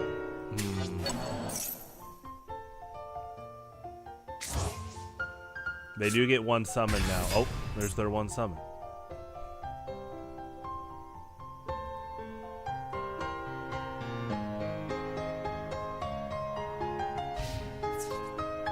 Probably destroy probably try to destroy Karyushin, then summon. Right. Oh, that's right. There is no Link 1 water monster. Oh, yeah. See, I'm always thinking, like, I'm gonna be honest. I'm used to Yu-Gi-Oh having so many options that I'm like, oh, they might have something. So I was like, I'll go for damage. That's true. That's true. Okay, that's good to know.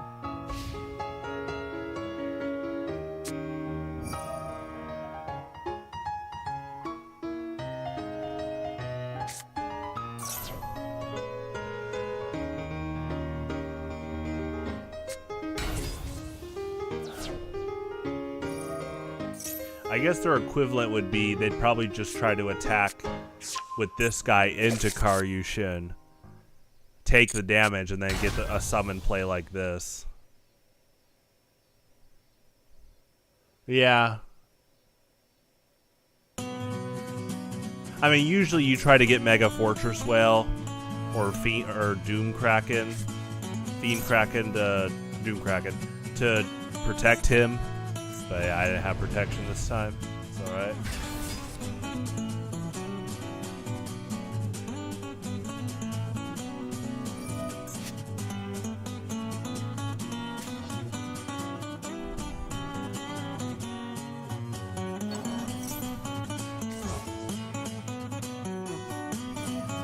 Oh, there was a play they could do?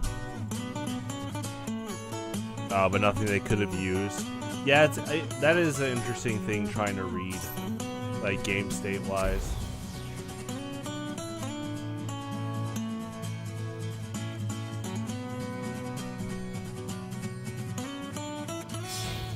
They got my search pretty good.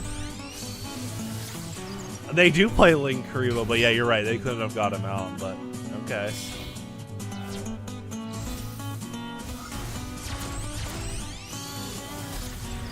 Oh, hi.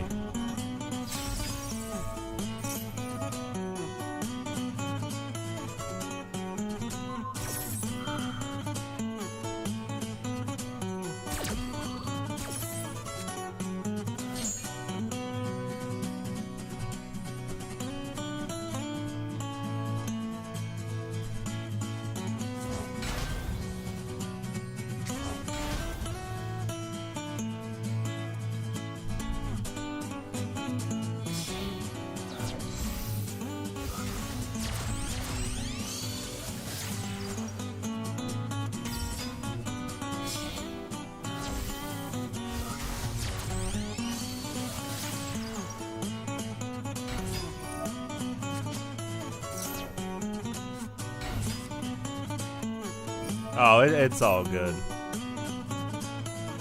Well, like I said, I think they would have probably just used this guy to hit into Karyushin, so they would have got a similar board to this anyway. But yeah, I mean, against Ash Blossom and Joyous Spring, I've ran Neo-Spacey and Aqua Dolphin before. But in often cases, the best way that I've found, I like Aqua Dolphin. I've just noticed that against like the meta trends, you honestly just try to run a bunch of searchers, try to overwhelm that one negate. So like I said with Abysseus tends to be the bait out negate, where a lot of people Ash Blossom and Joyous Spring Abysseus and not Dragoons, so that's usually an out. Sometimes Warrior of Atlantis. Okay, Warrior of Atlantis is hilarious because he grabs Ocean. And I pick up that I think some opponents be like, oh, it's just Legendary Ocean, that's fine. But Ocean is what makes Karyushin a non-tribute summon now. So I even have to play all these cards to special summon Karyushin. I'm just like, there he is. And then his effects just goes off ASAP. So yeah, there's definitely some like psychology to it. It's a fun part about Yu-Gi-Oh! For sure. Deep Sea Minstrel. Oh, right, it's been a while, that's true.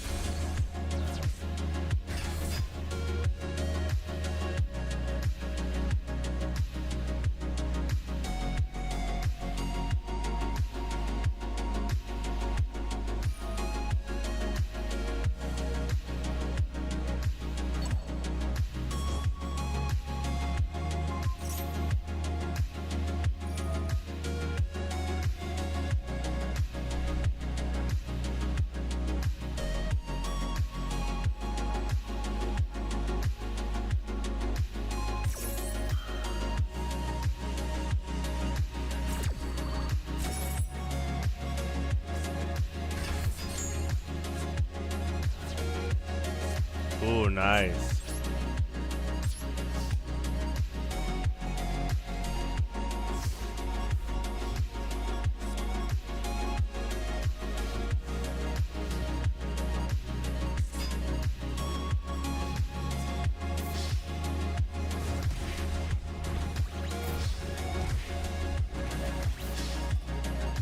GG. Alright, let me play a round of poker. We'll get back to ladder. I'll try that Ice Jade monster after this game. If I play her, we'll see if the scenario pops up, but that would be fun.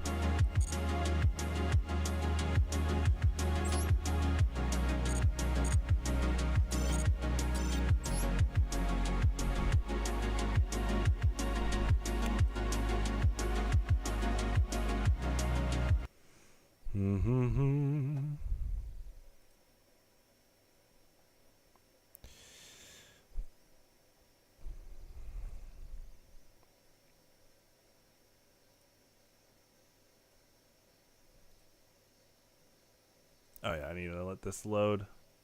There we go.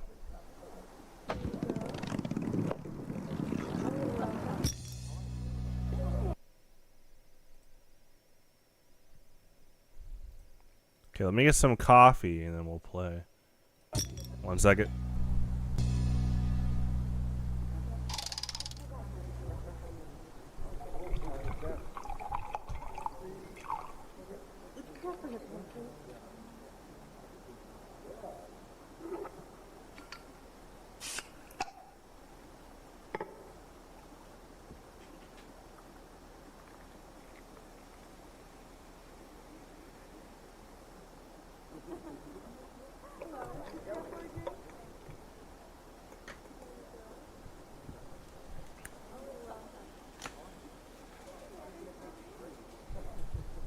Oh, really?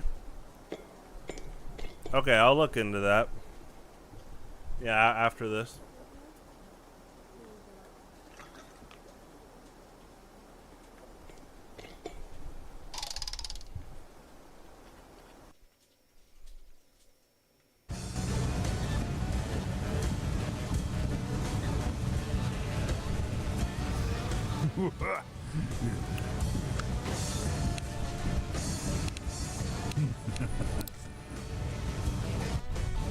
If you'll all take your seats, we can get started.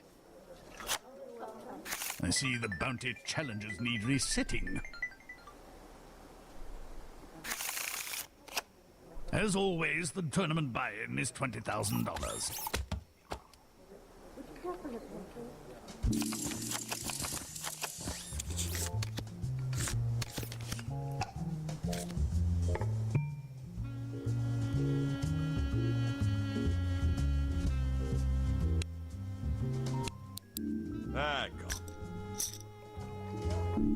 Calling. I call. Check.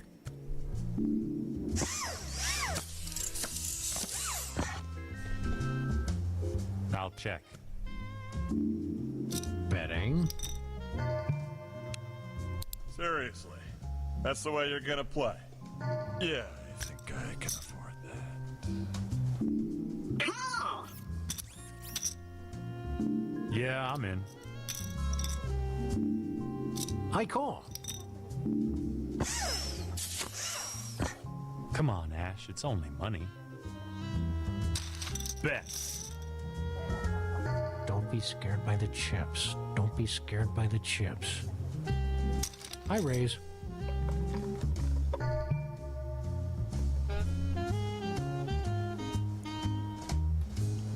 Impressive. Somebody's bluffing.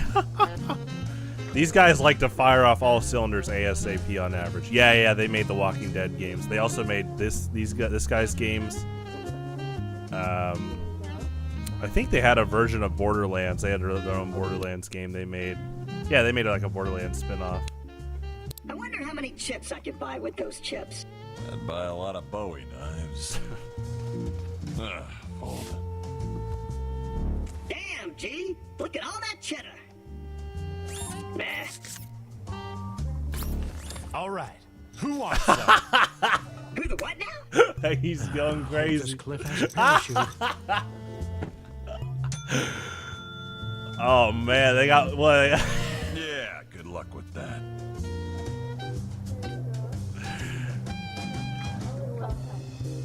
Okay.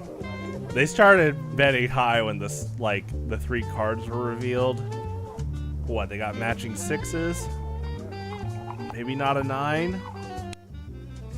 Oh, fuzz nuts. Big impressive. mistake, Junior.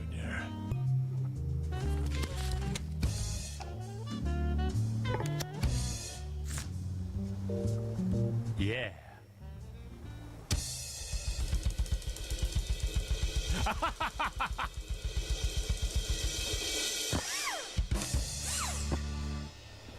Shares bought. The player has a pair of 8s. Mr. Williams has 2 pair. Sam has a pair of 4s. Ash wins. Come to Daddy. Nice. The player has busted out and must leave the table before everyone starts laughing. Oh, I'm gonna miss you. You were such a good listener. GG. Let me check my tokens.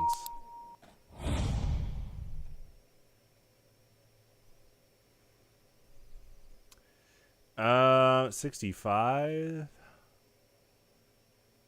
Yeah, we only have a few unlocks left. Okay, so probably maybe next week we'll see. All right, we'll check every week. So we will see. We will see. All right, let's get back to Yugioh.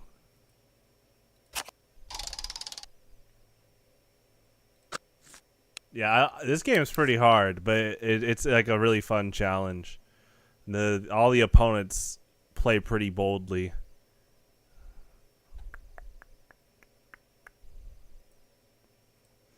Just in general.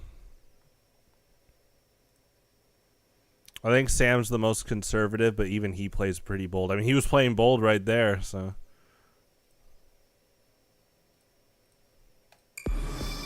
Okay.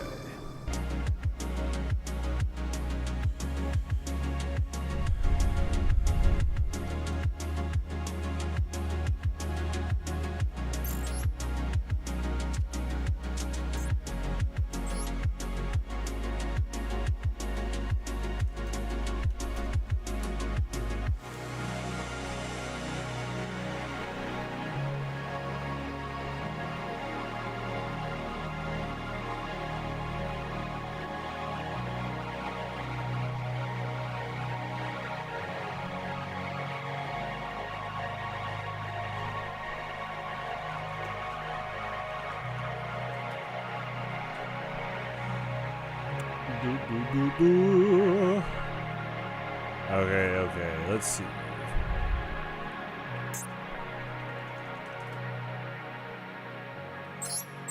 Do I have... Okay, this is the...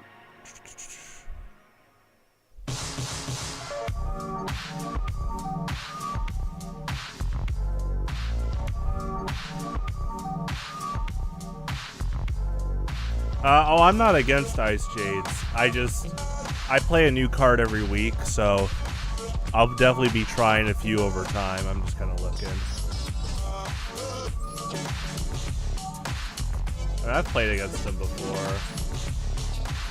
Yeah, I mean, I'm gonna play her right now. We'll see if it works though, or if we'll see if I summon her tonight.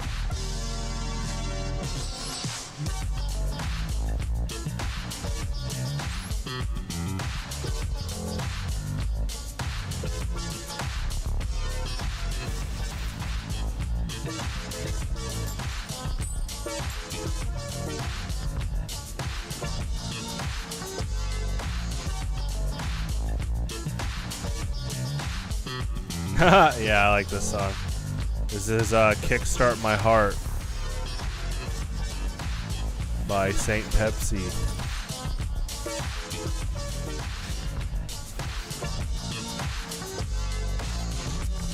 Hey! I love it when I get them side by side. The boys for the tailgate. Hey!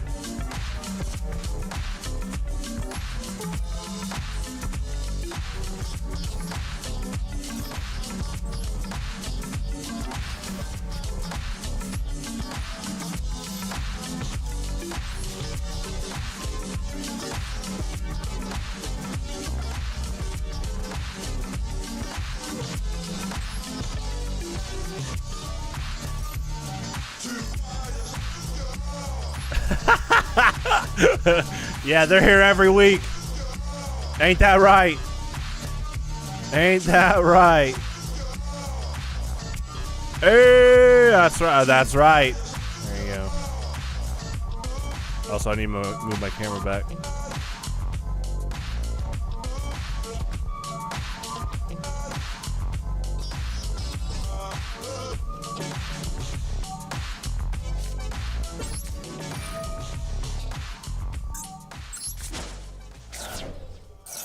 Yeah, there. Yeah, that's a good emote.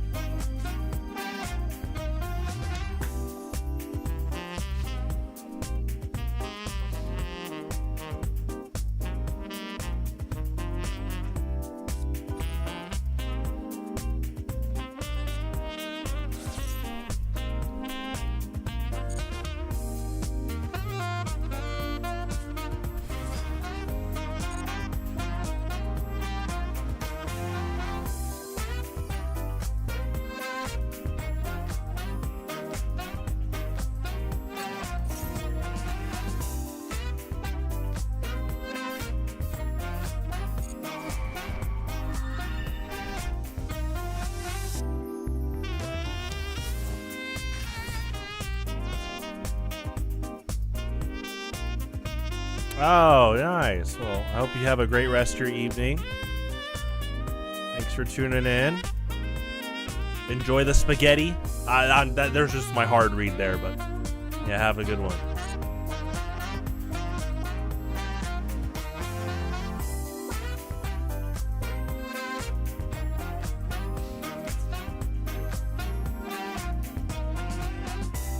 I had spaghetti earlier today, so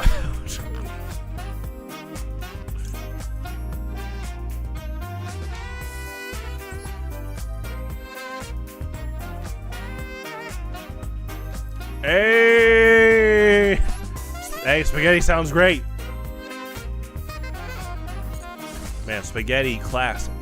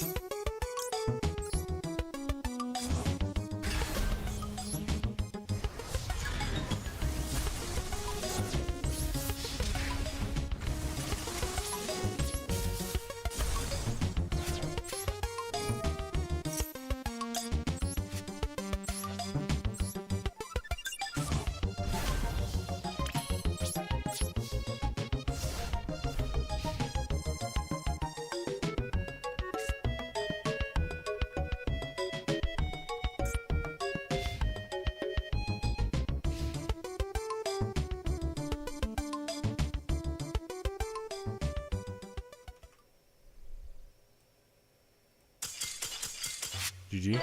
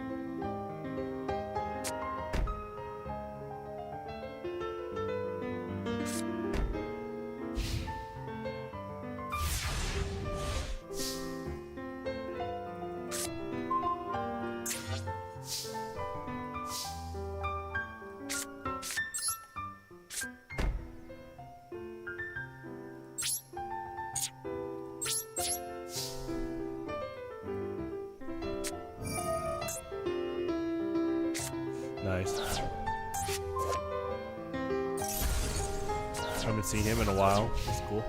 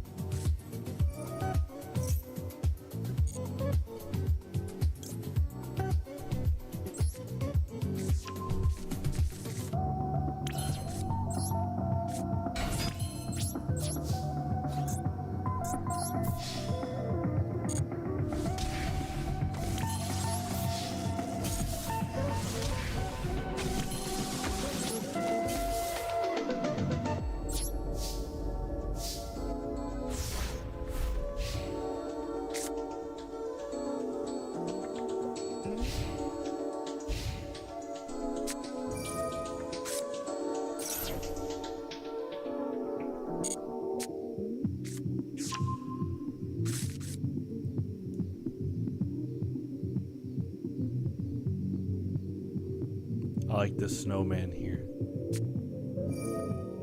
His hat, his scarf, very fashionable. Same thing for these guys. Oh, wait, hold on. These guys?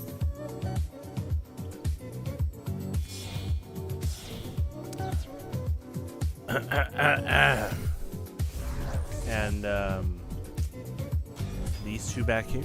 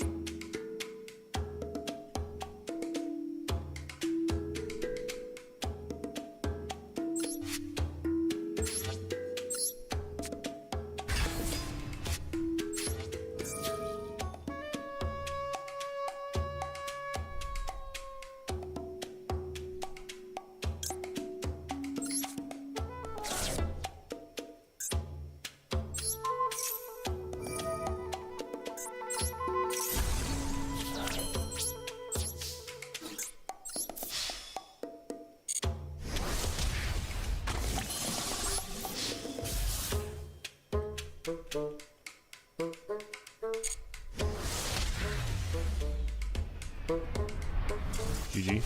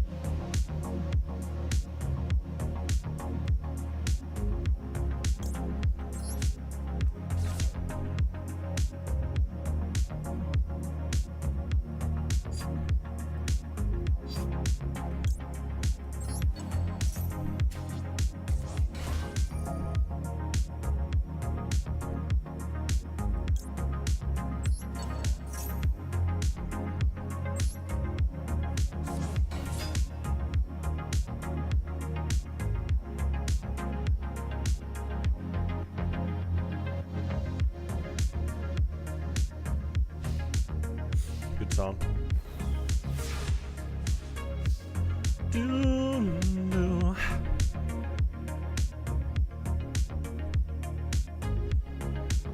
Bum, bum, bum, bum, man. Excuse me.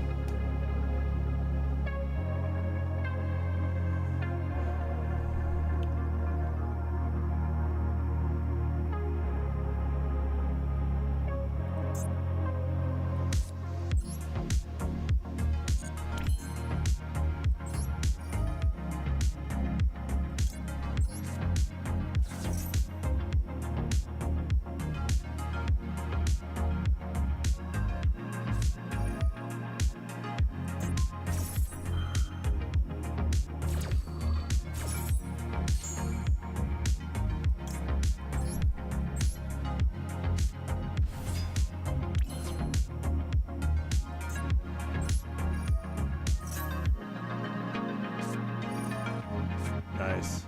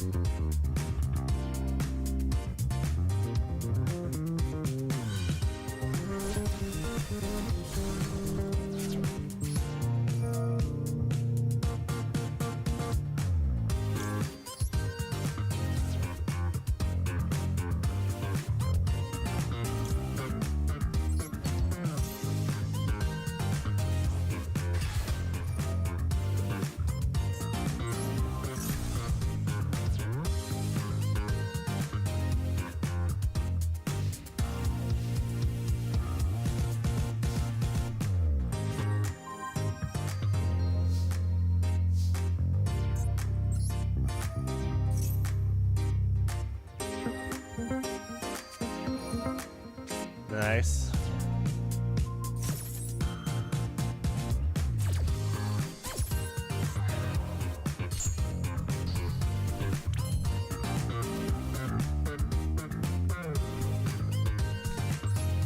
Good song.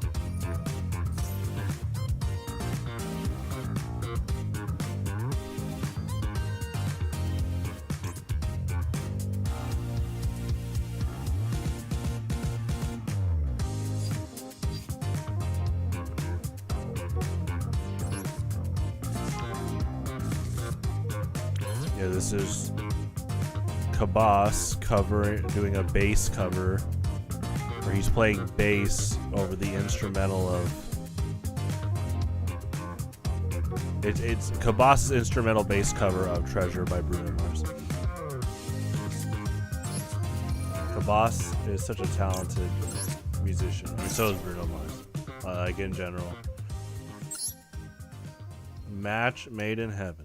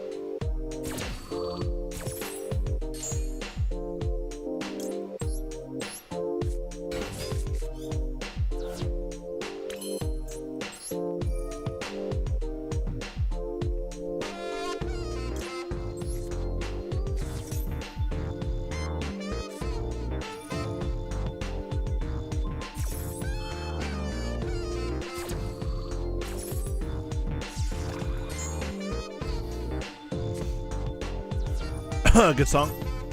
Oh, who made the playlist? Just every now and then I have to remind myself. Seriously, I'll hear the song, I'm like, oh! I was like, oh yeah, I made I love this song.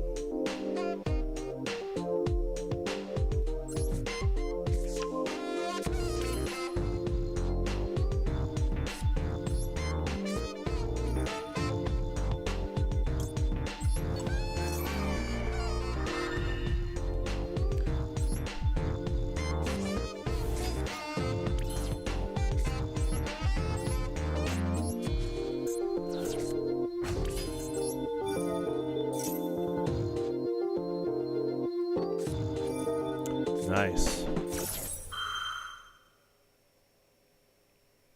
Good. Oh, they're going ham.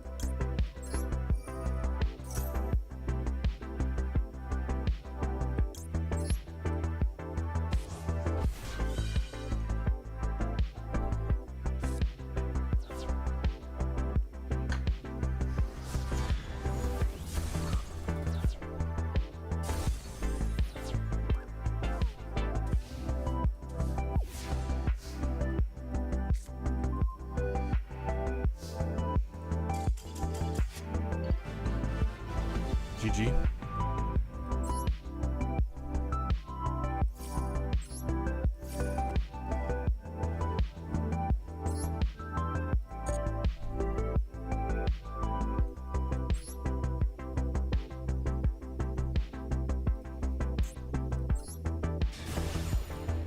Okay, I'll be right back.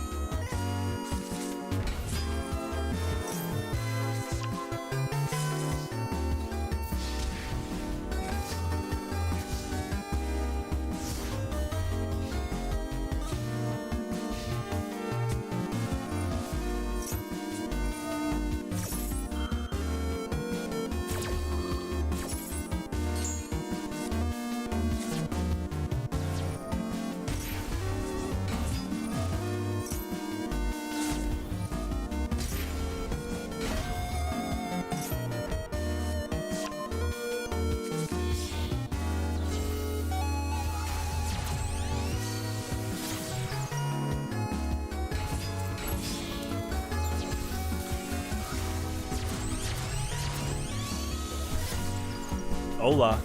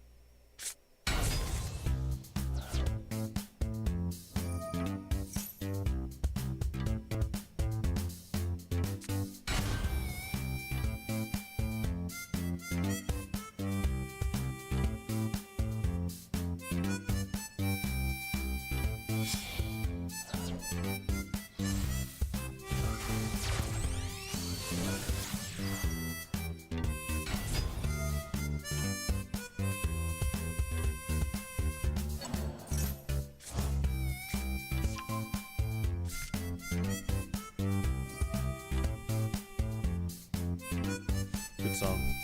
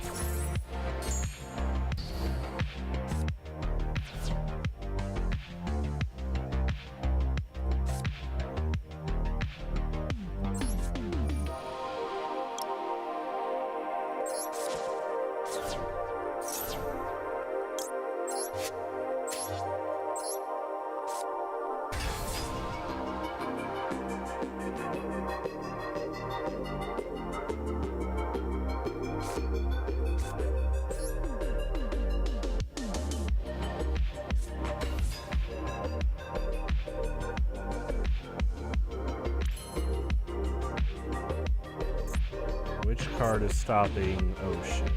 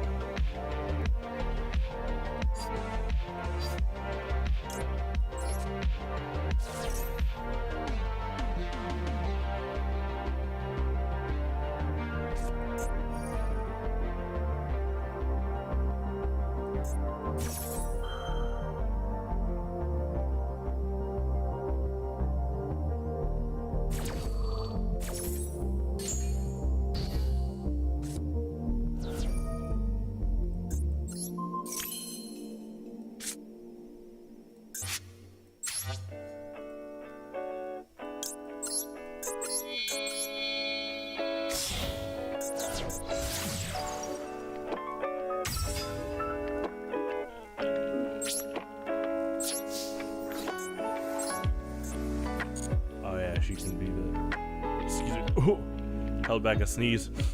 She's the only target you can do right now. Woo!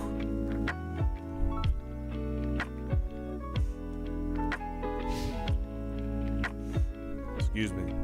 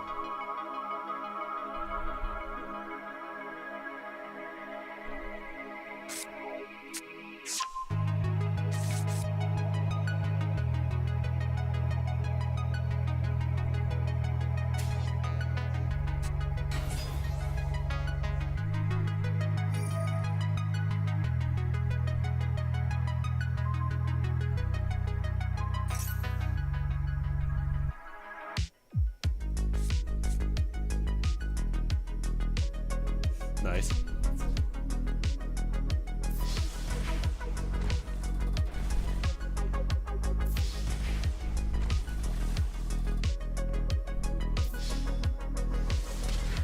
Yuji. Let me get some coffee real quick.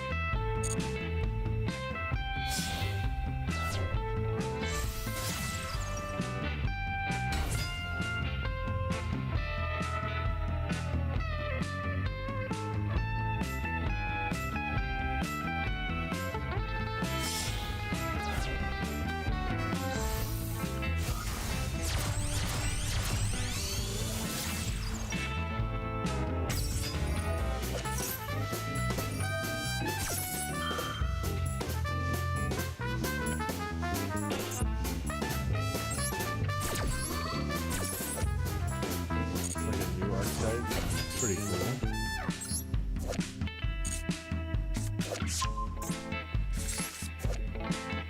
Huh.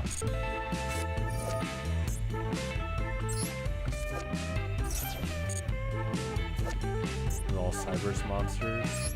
Dark Cybers, okay.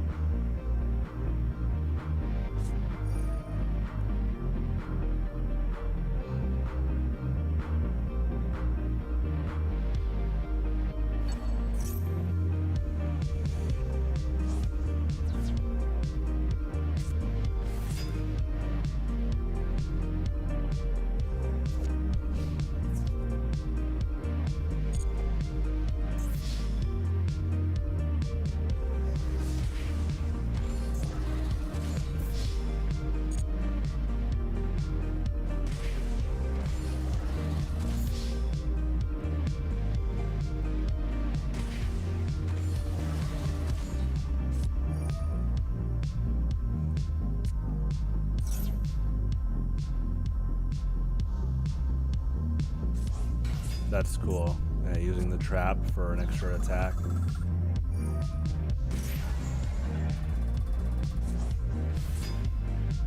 Ooh, that's a cool cycle. GG.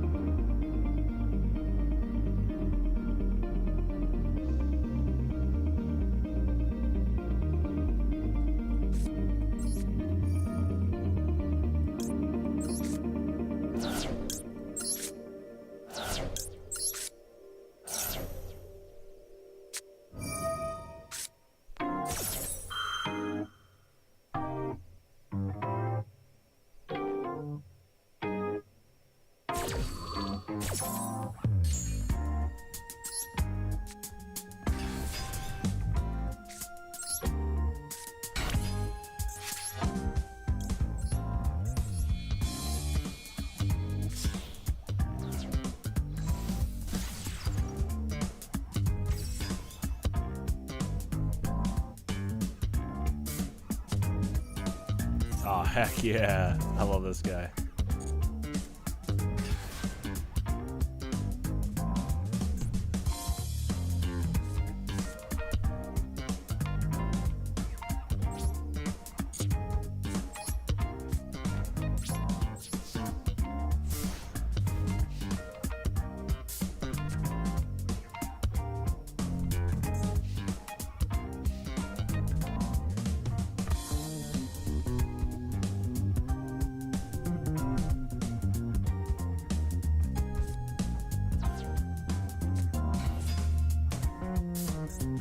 Nice.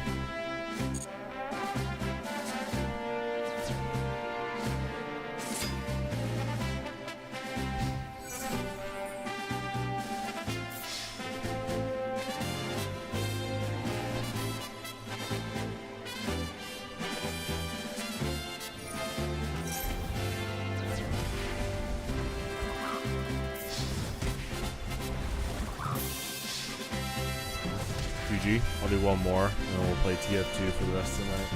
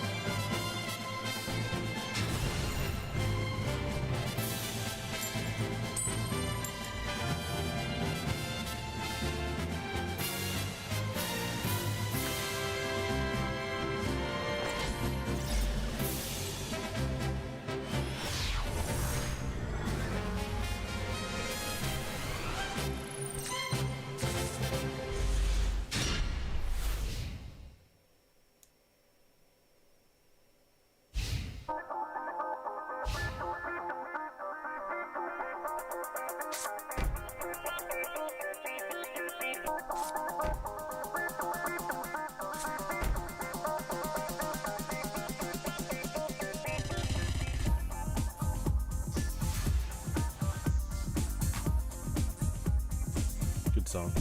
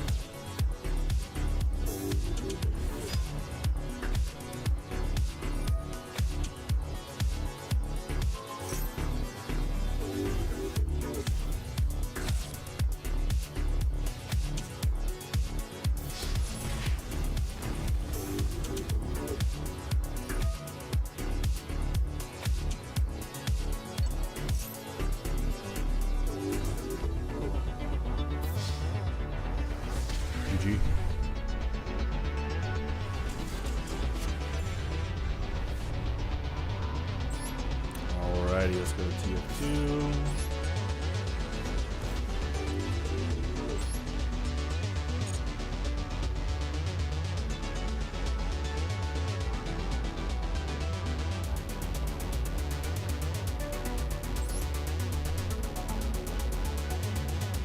Is this? Yeah, this is the archetype I just saw. Okay. Yeah, they're updating a lot of new sets. I mean, that's cool. Like sets, avatars, duel buddies. They seem to be pretty consistent. I'll buy a pack.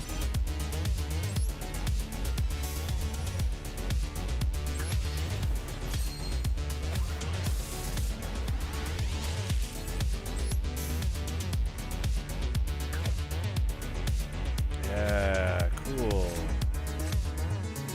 Good. Fun pack. Yeah, I saw this guy, Battle Wasp. That's a cool archetype. Bug has always been in my top 3 favorite Pokemon types, so it's cool to see that. Looks like a cool archetype. All right, TF2.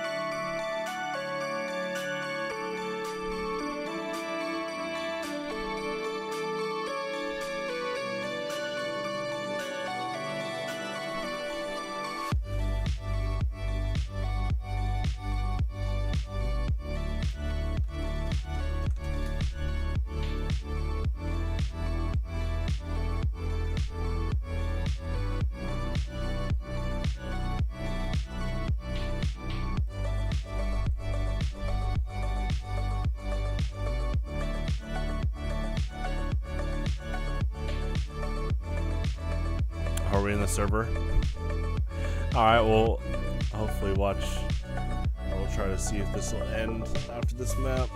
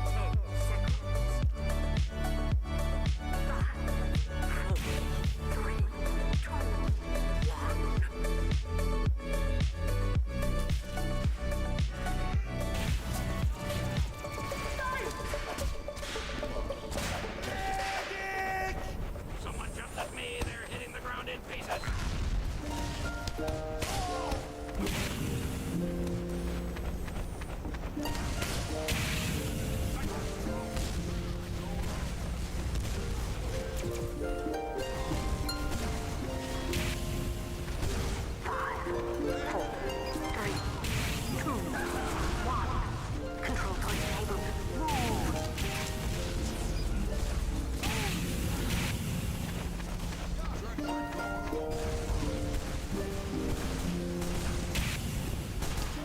have captured the control point.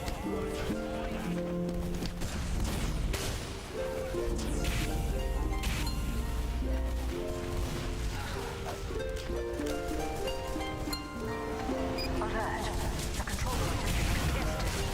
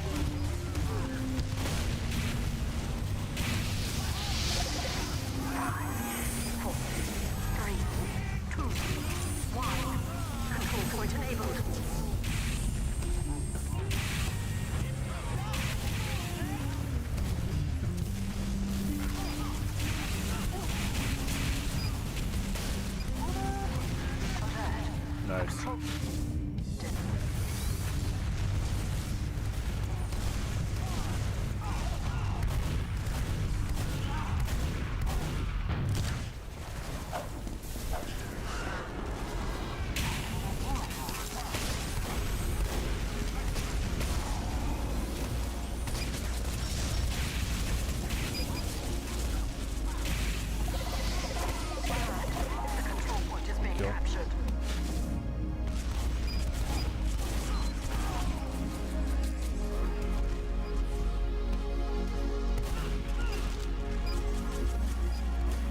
We have lost the control point.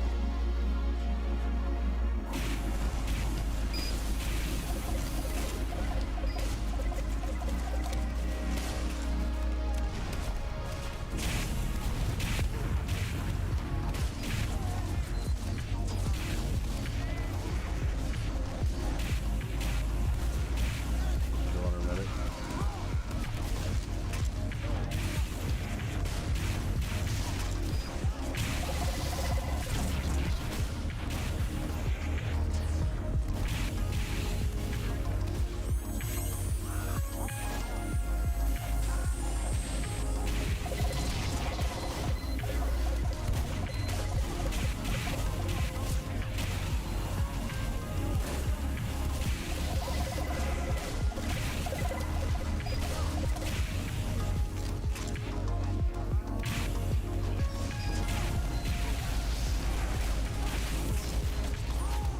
Nice.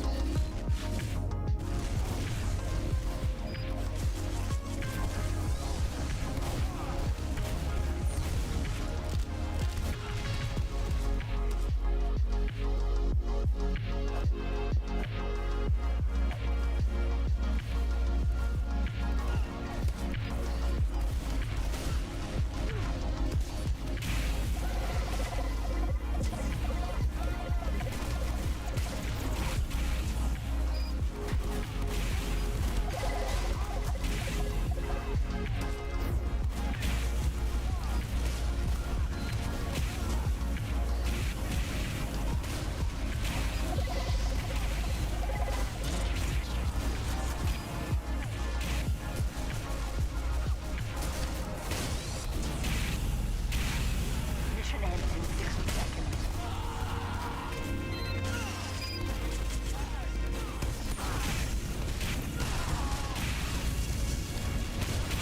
We have secured the control point.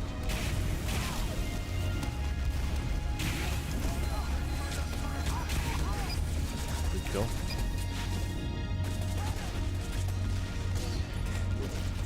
Alert.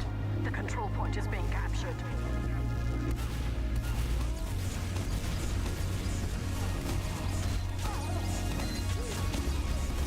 I think that soldier surfed that crit sticky bomb. It's pretty good.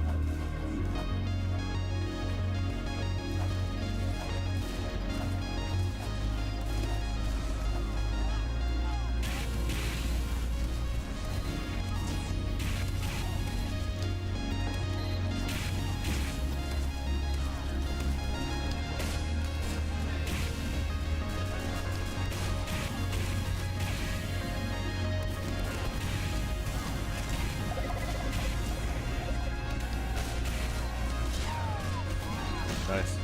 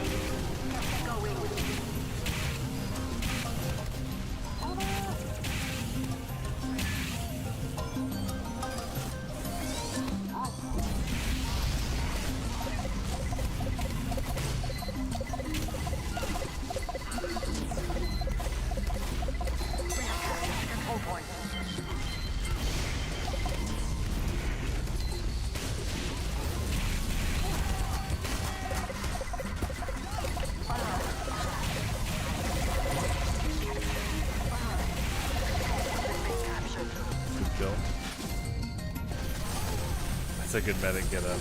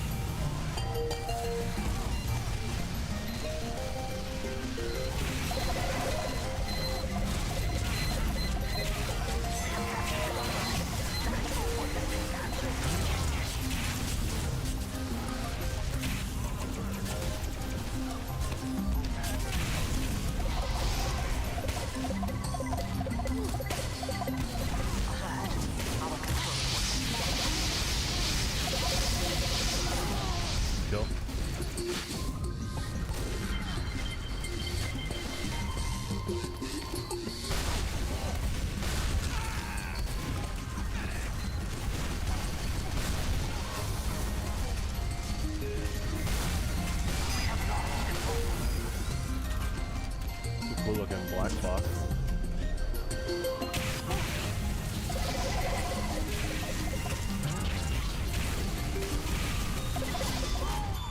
Nice.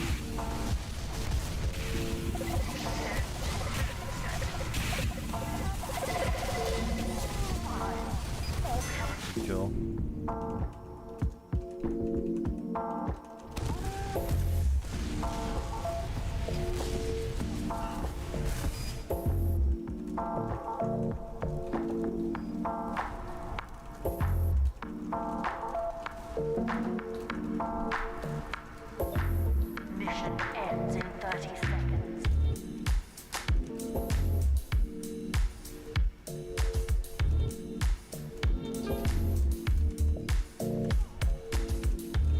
We have captured the third. 2, 1. Overtime.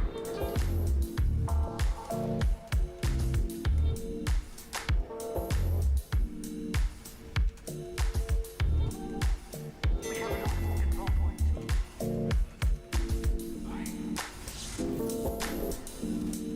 Mission ends in 10 seconds.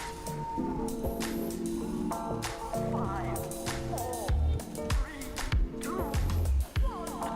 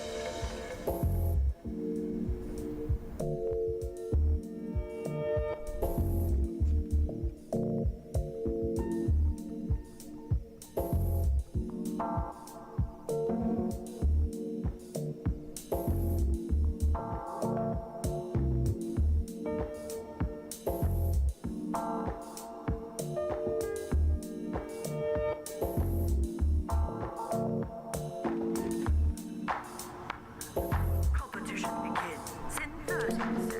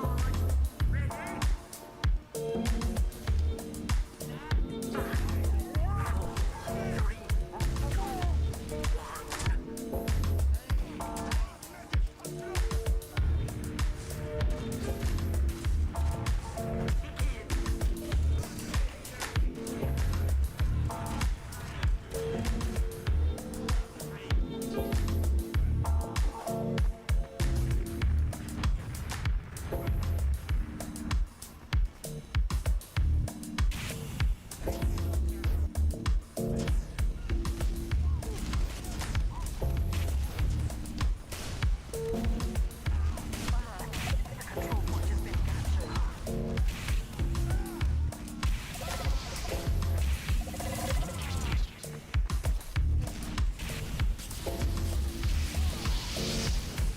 We have lost control point.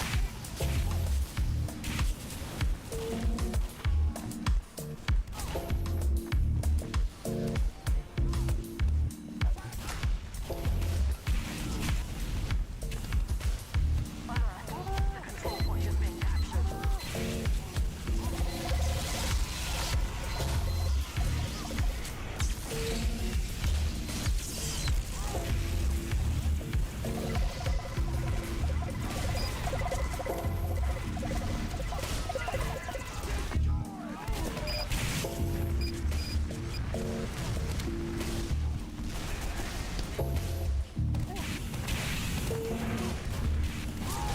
Good kill.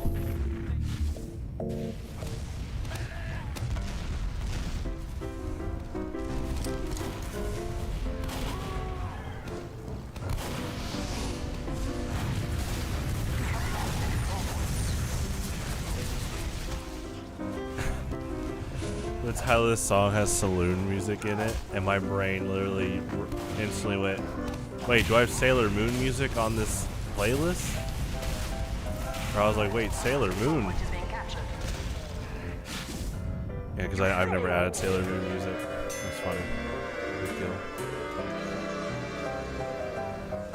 Really, the only Sailor Moon music I know is the main theme, but the music sounds pretty good from what I've seen.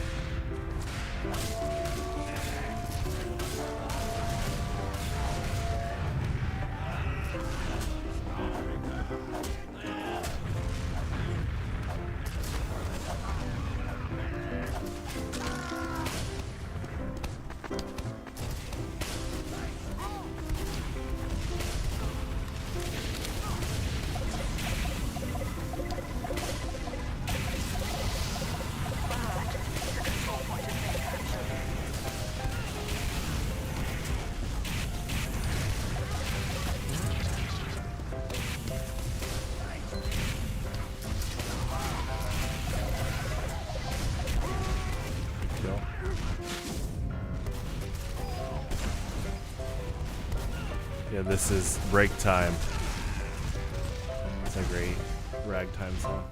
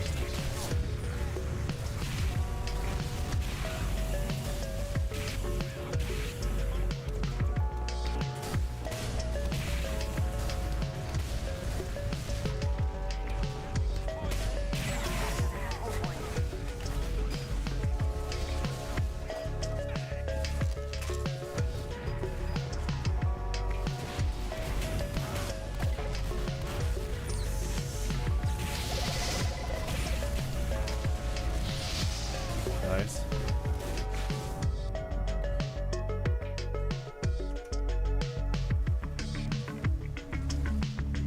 Yeah, Break Time by Arzino. This one is Better Days by Admo. I like this song too. Oh man, who made the playlist?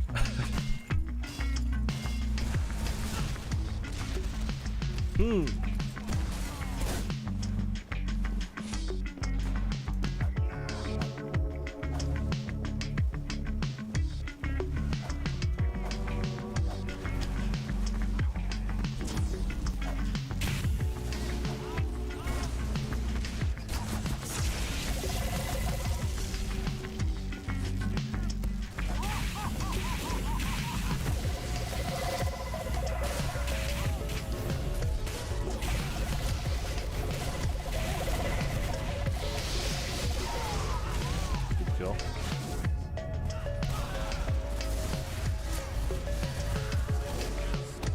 It's a cool looking sticky bomb launcher. And grenade launcher. Tylenol PM. It's a pretty good nickname for it. Alert. Our control point is being captured.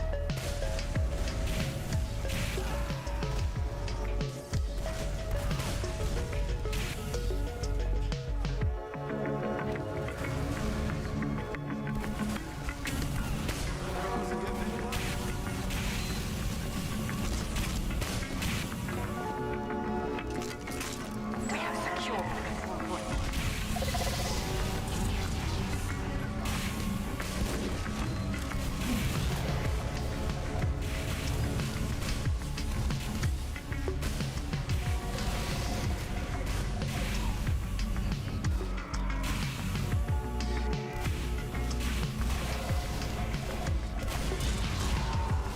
Good kill.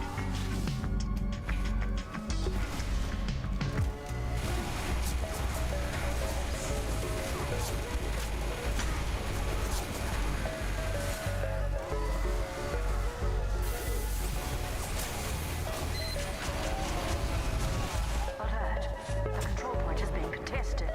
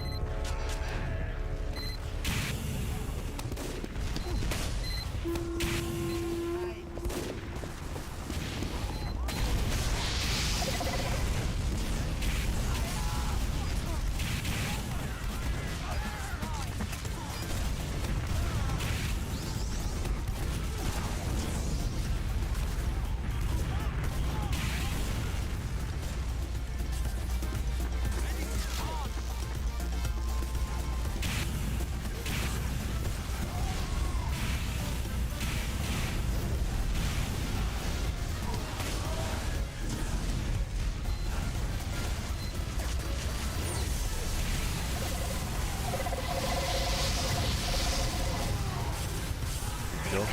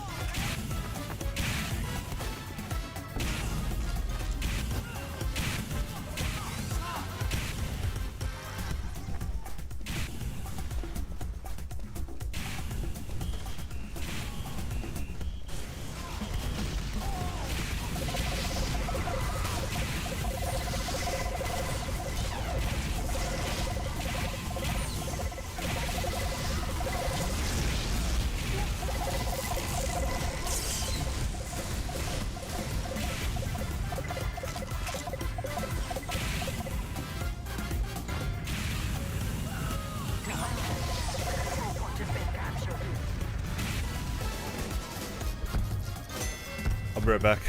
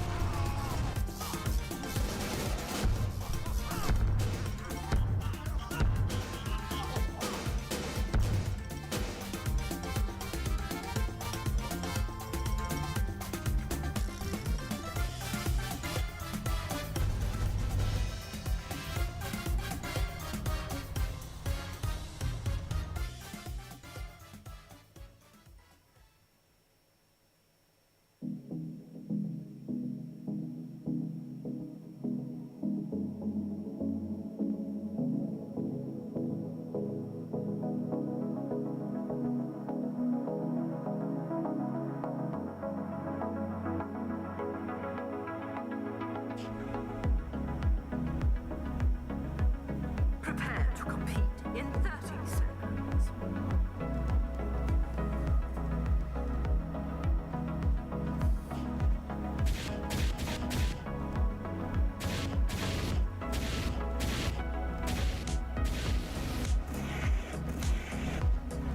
Get ready. 5, 4, 3, 2, 1.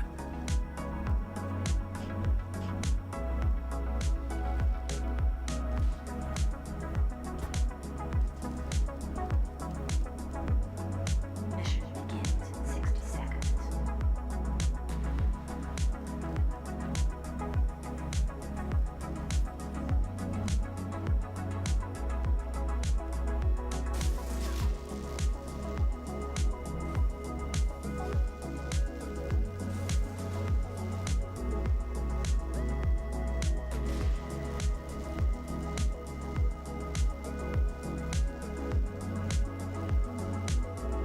Mission begins in 30 seconds.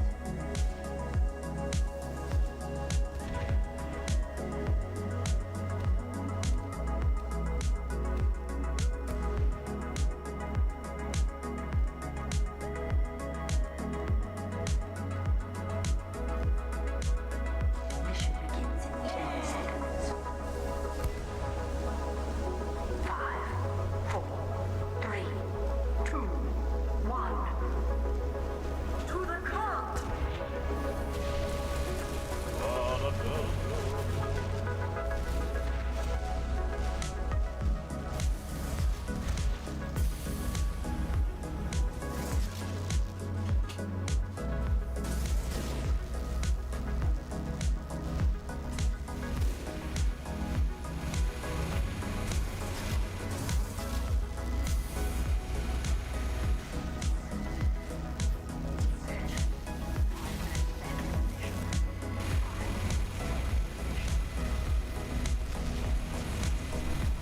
Hola.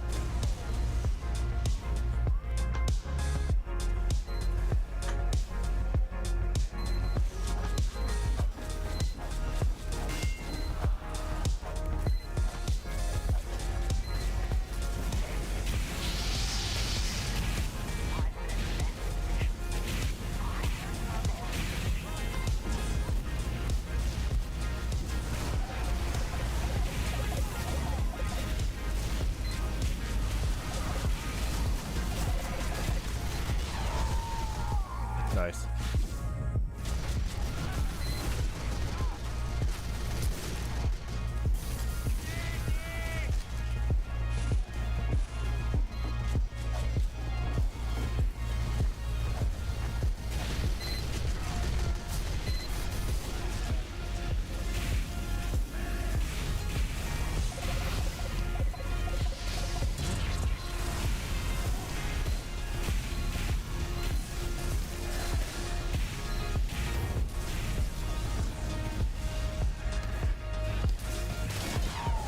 Good shot.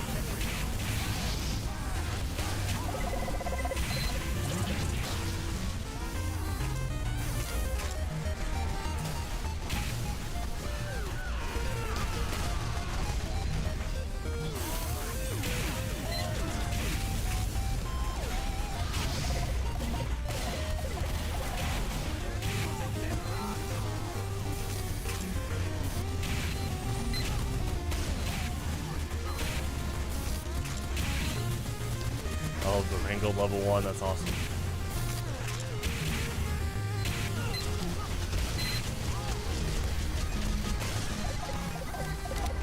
Holding on at low health, that's really cool.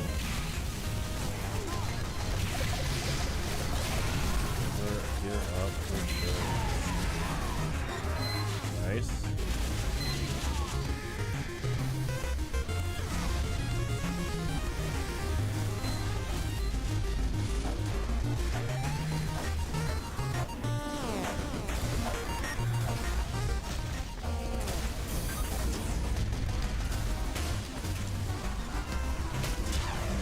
Kill.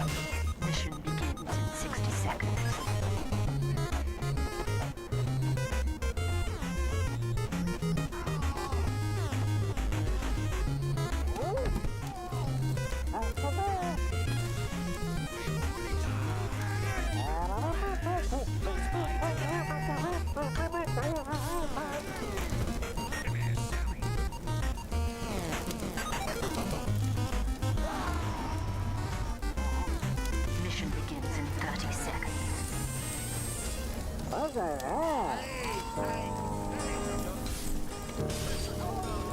a good pyro kill.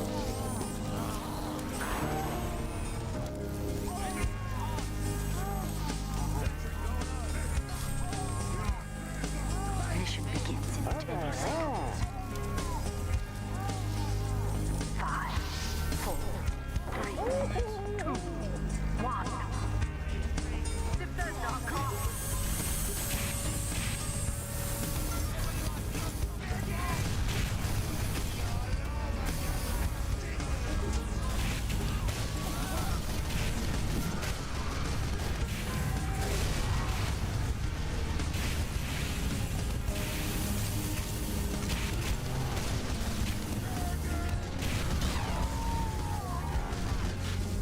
Good shot.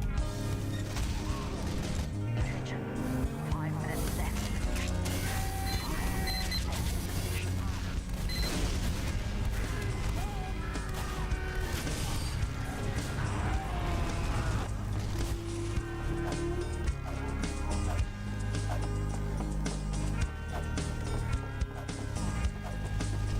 The bomb is nearing the checkpoint.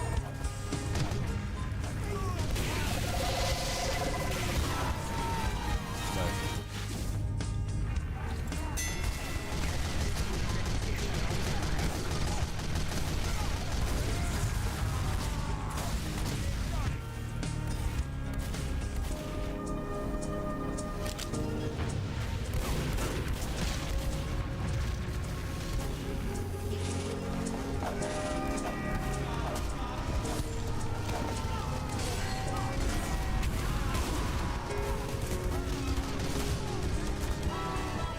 Good punish.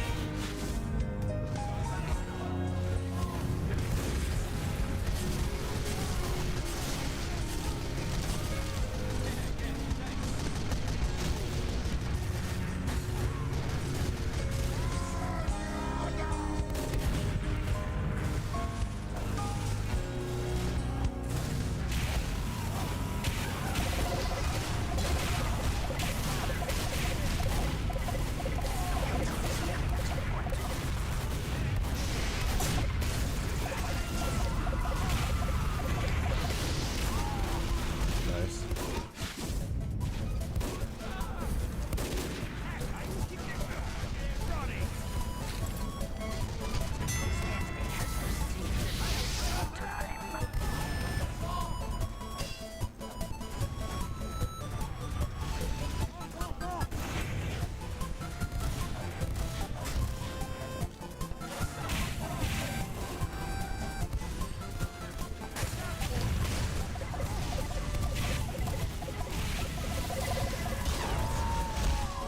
Good shot.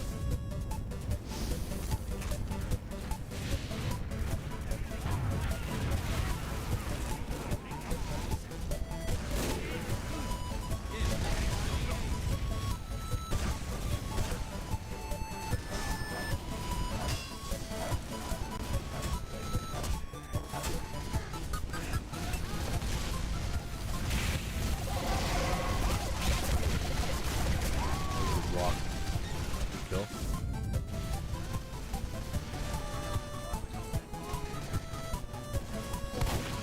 Pyro's doing great blocking there.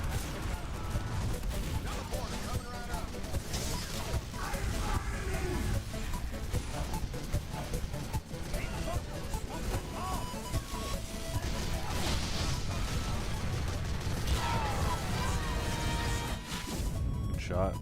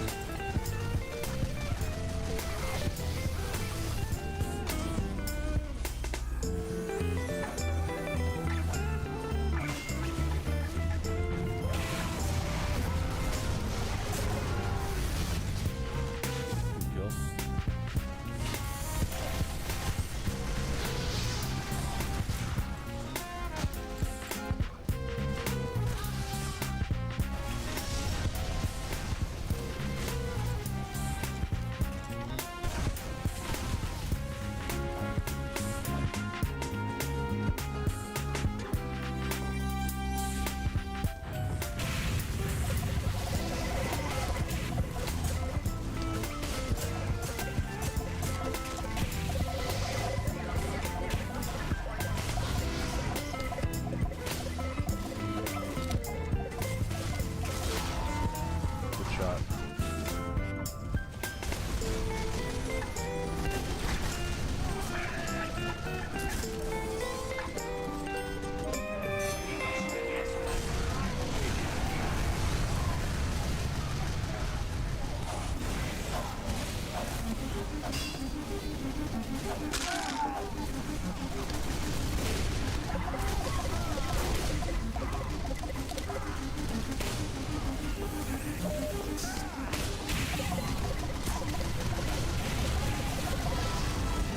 Kill.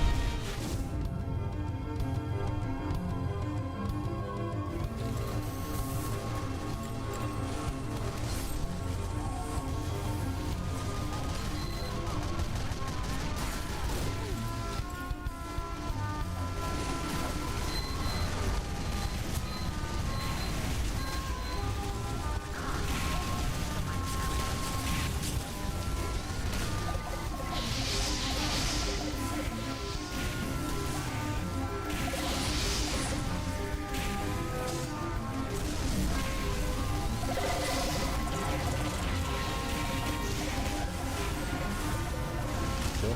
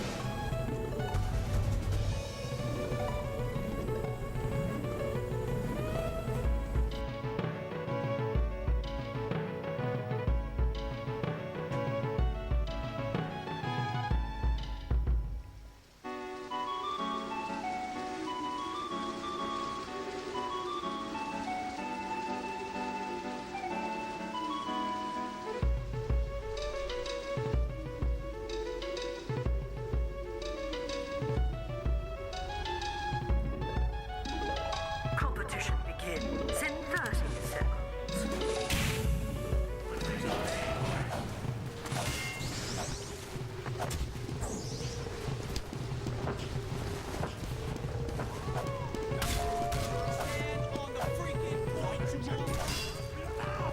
Get ready! 5, 4, 3, 2, 1.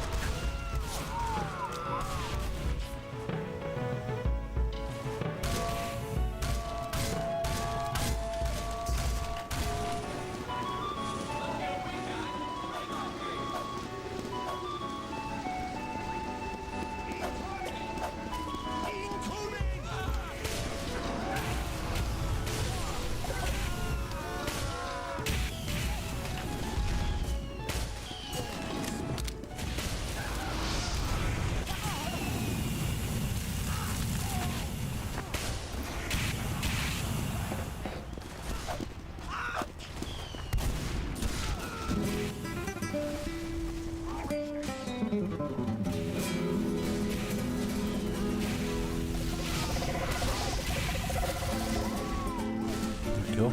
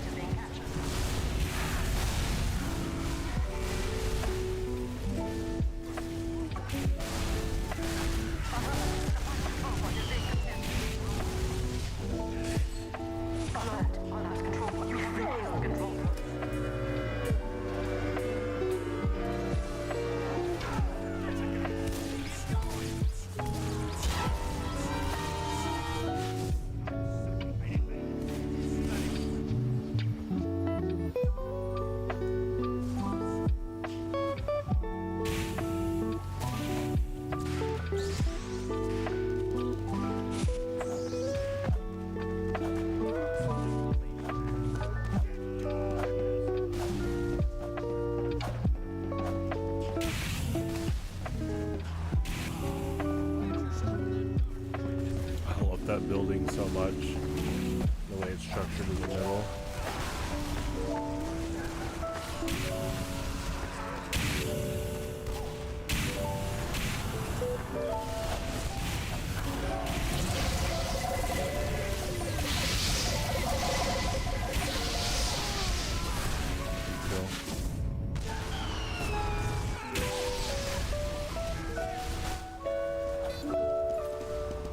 Dispenser going up.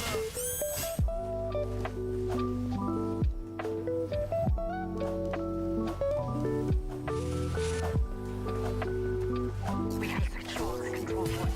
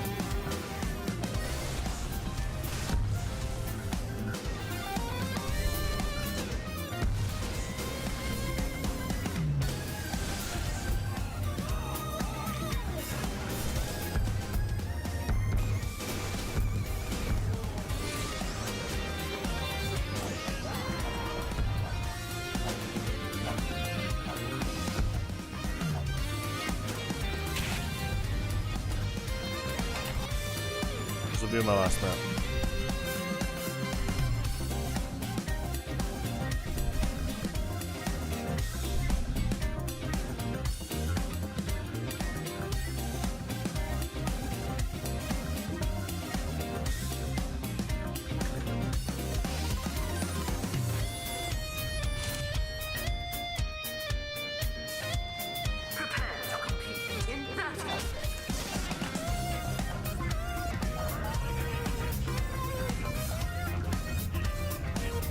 I love Captain America.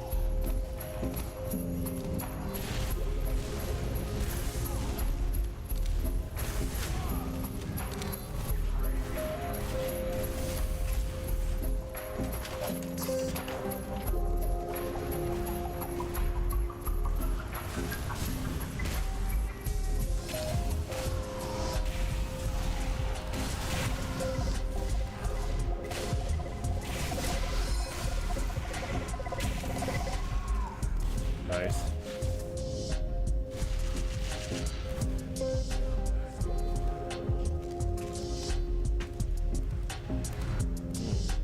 That's a really cool pyro getup. I didn't know he could get like a blue neon skull. That's cool. I knew he could get like a skull face, but I didn't know you could do like a blue neon one.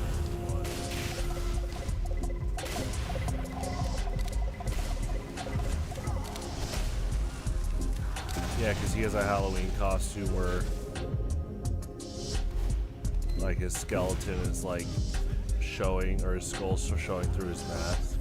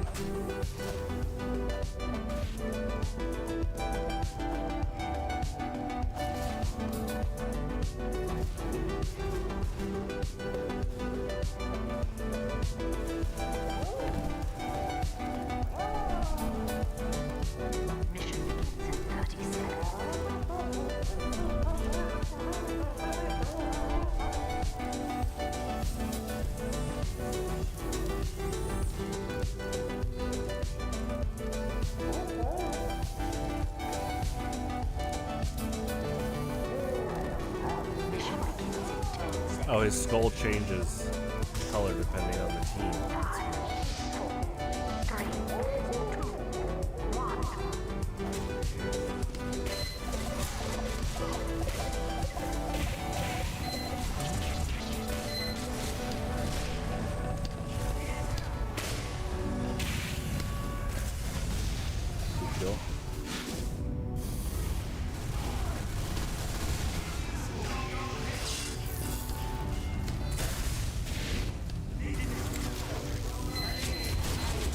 4, 3, 2, 1. Good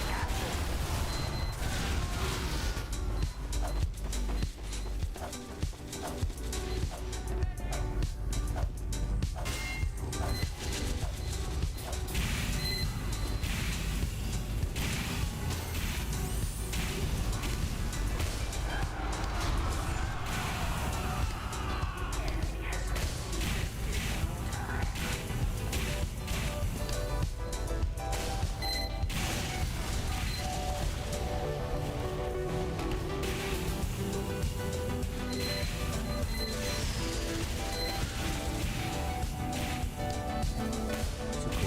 Spot, taking note.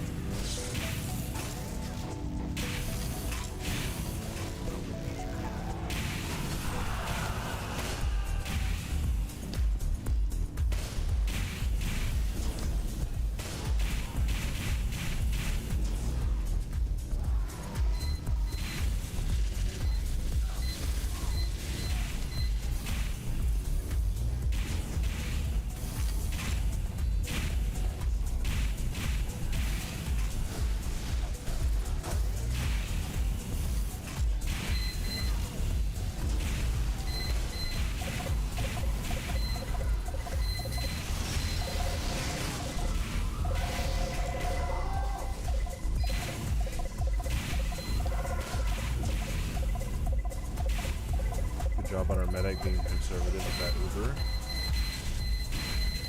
Good sentry spot, taking note.